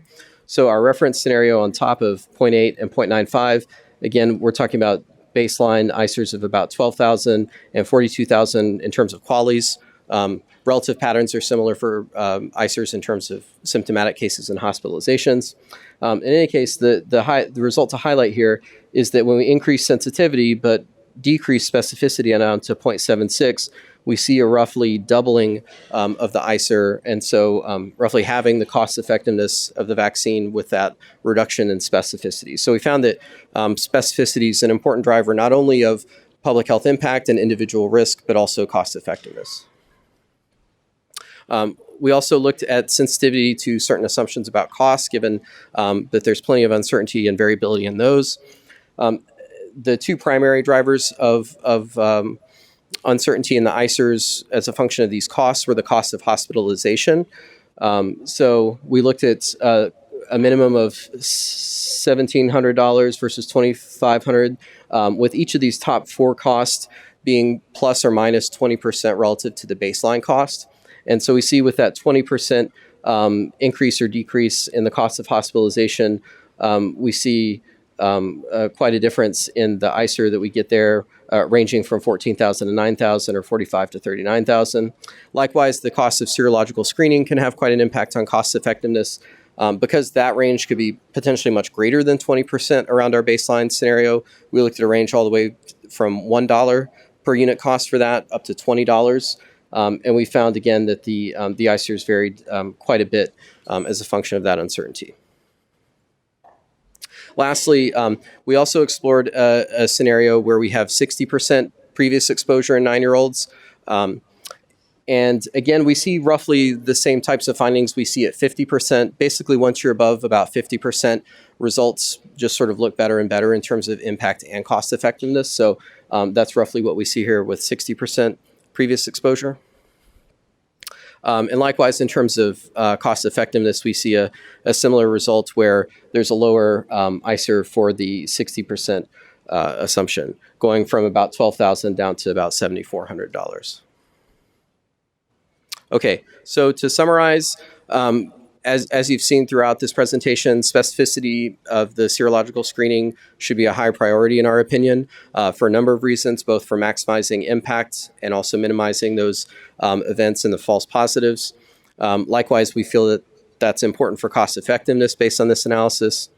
At the same time, in the event that coverage is lower than our baseline assumption, we don't feel that that would significantly affect cost effectiveness. So that could be similar under a range of different scenarios about coverage. There are some updates to various assumptions on our model, including previous exposure and different costs that could help improve or refine these analyses. And lastly, in the event that there was a catch-up campaign in 10 to 16-year-olds initially, over a 10-year time frame based on prior work that we and others have done and based on some sort of rough estimates, we expect that that might roughly double the impact of vaccination relative to just doing routine vaccination at age 9. So with that, I'll just thank my co-authors on the paper that this analysis was based on. I'll take any questions. Thank you for that presentation.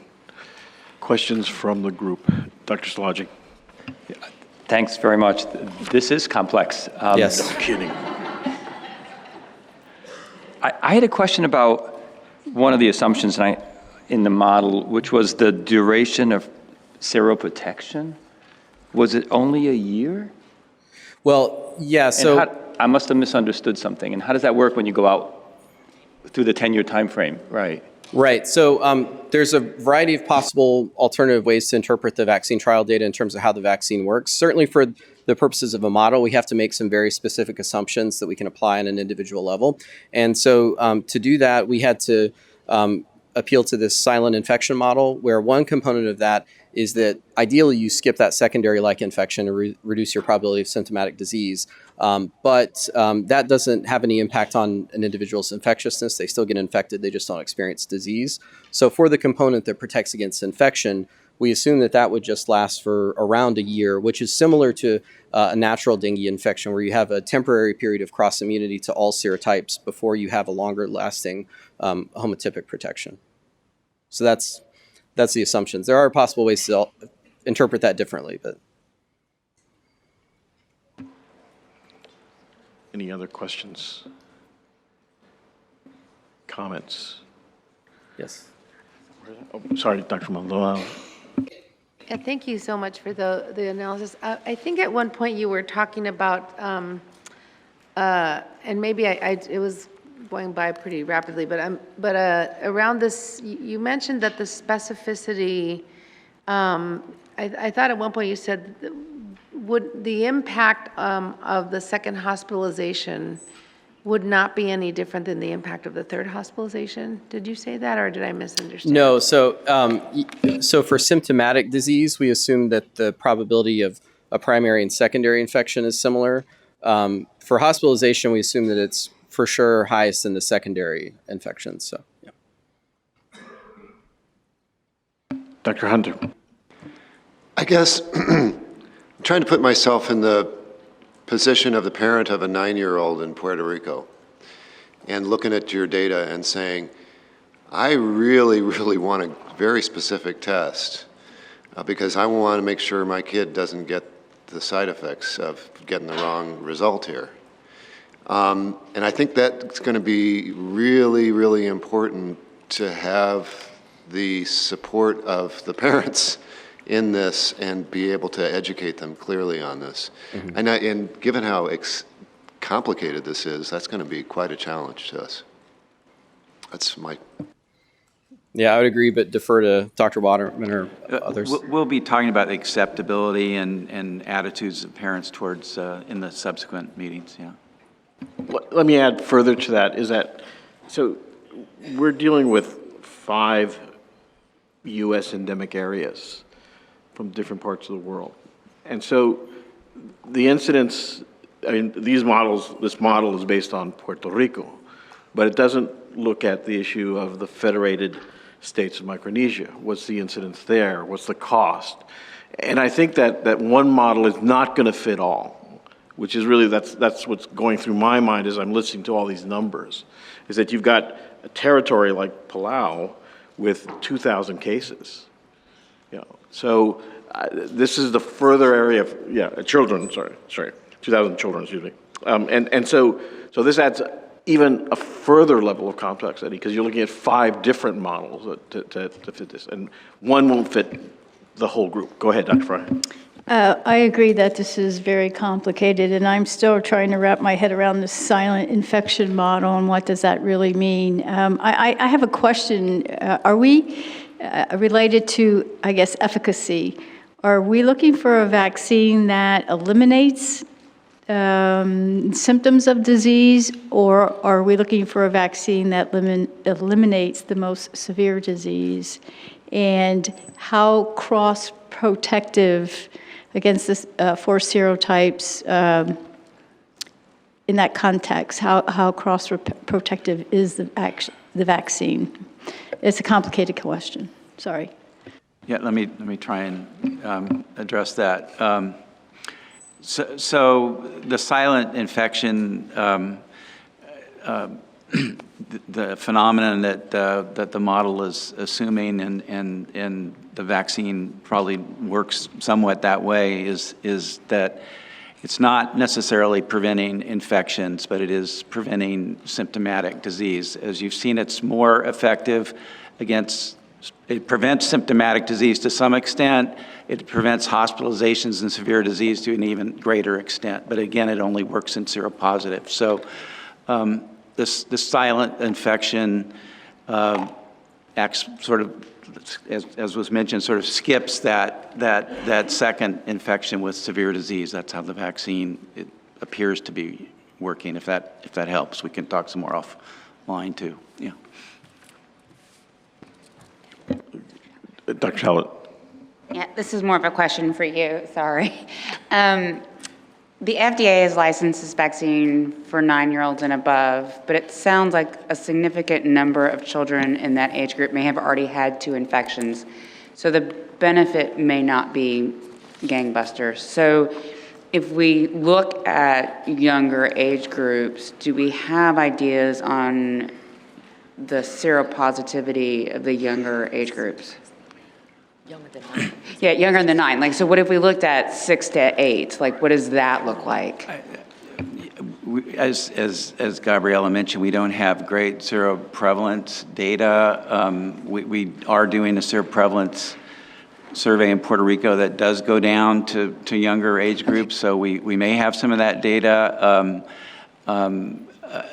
Again, yeah, if you can show that there's seroprevalent, that there's a seropositivity in a younger child, this vaccine theoretically could be used in that population, but it's not indicated for that population right now. Any other comments, questions? Okay. Oh, thank you very, very much for this. Dr. Waterman? Yes, is he? Yeah. Oh. Yeah, hi, thanks, Paul Cieslak for CSTE.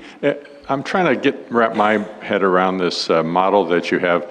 Am I to assume that because the vaccine is simulating a second infection, and one can never have a second infection twice, right? Mm-hmm. That your presumption is that the duration of immunity afforded thereby is forever? Yes, for that longer term aspect we are. And I would say there's probably not enough data from the trials to be able to try to refine that estimate, but that is the current assumption, yes. All right. Thank you, Dr. Waterman.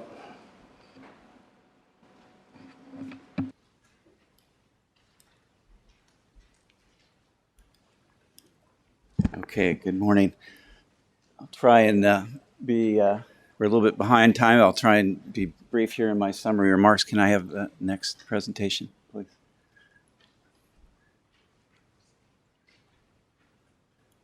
So I'm going to summarize the work group's considerations toward making recommendations on CYD-TDV or Dengvaxia for ACIP. As Dr. Atmar mentioned, the timing of the recommendations really depends on the pace of gathering and assimilating the evidence for recommendations and further information on available screening laboratory tests. Okay. So as a reminder, the policy question the work group is addressing is, should 3 doses of CYD-TDV be administered routinely to persons 9 to 16 years of age with laboratory confirmed previous dengue infection and living in endemic areas to prevent virologically confirmed dengue, hospitalizations, and severe dengue? As you heard from Dr. Paz-Bailey, the GRADE analysis indicates that the quality and certainty of the evidence for CYD-TDV is at a high level for vaccine efficacy and safety among seropositive children 9 to 16 years. The work group has discussed that ACIP and WHO recommend other partially effective vaccines. For example, rotavirus vaccine can prevent a portion of disease in high burden settings. The work group considers that the major challenge regarding CYD-TDV is availability of a good screening test with acceptable specificity and sensitivity and cost efficiency. Sanofi has a recently accepted article just available online evaluating several commercial tests, including a rapid diagnostic dengue IgG test using American Samoa, and a second Sanofi manuscript has recently been accepted on the 2 dengue IgG tests available in Puerto Rico. The CDC dengue branch is in the process of obtaining 11 commercially available dengue IgG test kits for its own evaluation with well-characterized specimens from persons infected with dengue, both primarily and secondarily, or Zika virus. Sanofi has another test designed to be optimized for sensitivity and specificity in development through collaboration with the biotech firm. Another commercially available ELISA serologic test has been evaluated recently by Sanofi, on which they plan to publish early next year. This test is among the tests CDC will be evaluating. Puerto Rico has a relatively strong immunization program with a well-established immunization registry that includes a reminder recall. 47% of children are VFC eligible. Vaccine coverage in adolescents for mandated vaccines is relatively high, about 80% for the first dose of HPV and 50% for up-to-date. The logistics of a dengue vaccine program involving laboratory screening in Puerto Rico are challenging, with the prospect of multiple visits, but potentially could be overcome with standing orders for the screening test, a rapid diagnostic test available in the doctor's office, and phased rollout. The coverage of the cost of a laboratory test is an obvious issue for Puerto Rico and elsewhere.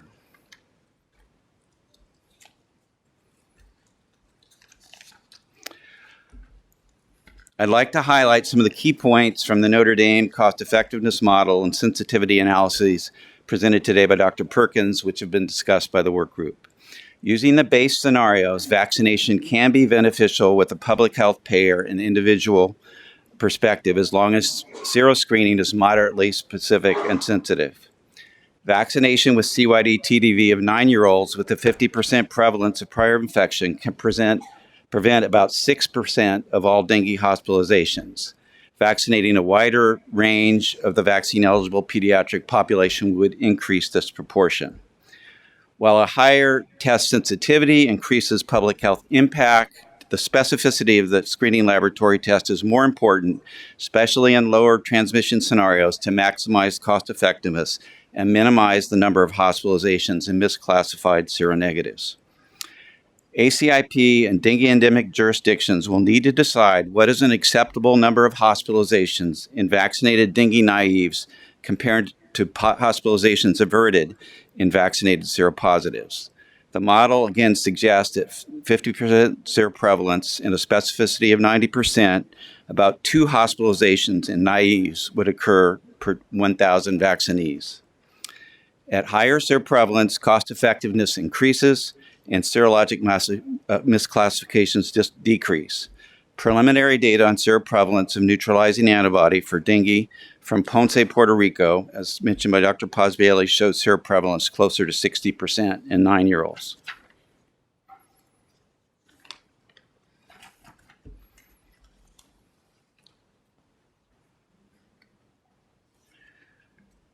The ICER obviously increases with the cost of vaccine, with a slope of $300 at 50% seroprevalence per quality gained for each dollar increment in vaccine cost. The ICER in baseline 50% seroprevalence scenario was $1,500 per hospitalization prevented. We saw that increases in the cost of hospitalization significantly decreased the ICER, and increases in the cost of the laboratory test significantly increased the ICER. The current costs of the commercial IgG laboratory tests in Puerto Rico are at least 3 times higher than the $10 test cost used in the baseline scenario presented today. Again, how screening laboratory test costs would be addressed in a vaccination program is an unsolved issue. The work group will address at least one additional cost effectiveness study before making recommendations to ACIP.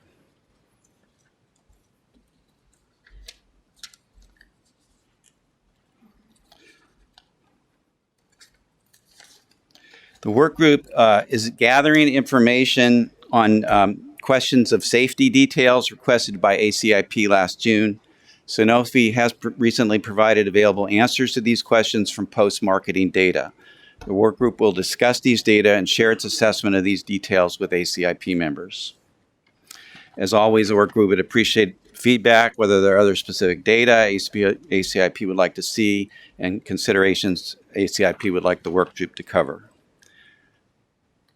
And many thanks to our work group members and those who support it. Thanks. Questions, discussion? Dr. Hunter. So going back to me as the parent of the 9-year-old in Puerto Rico, I'm not sure I understood your 2 out of 1,000 hospitalizations for vaccinating a seronegative. So here I am with my child, just got a positive test on the dengue test.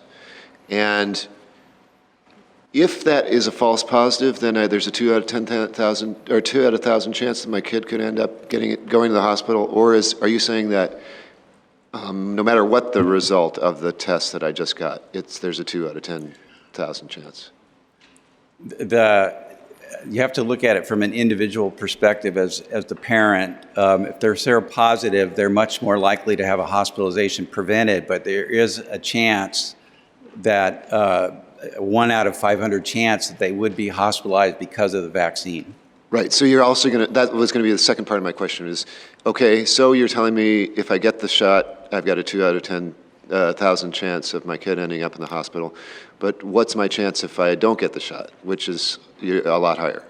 Yeah, I mean, you can make various calculations. I don't know if I can do it off the top of my head right now, but actually there is, from a parent scenario, if they test seronegative in a high prevalence, in a various prevalence situations, there actually might be more logical for them to get vaccinated anyway. So it's a complicated thing to explain to the parents, but we have to see if parents can more or less understand it and see. Right, if I don't expect an answer from you. I'm just trying to get you to think about that. Yep. Dr. Atmar.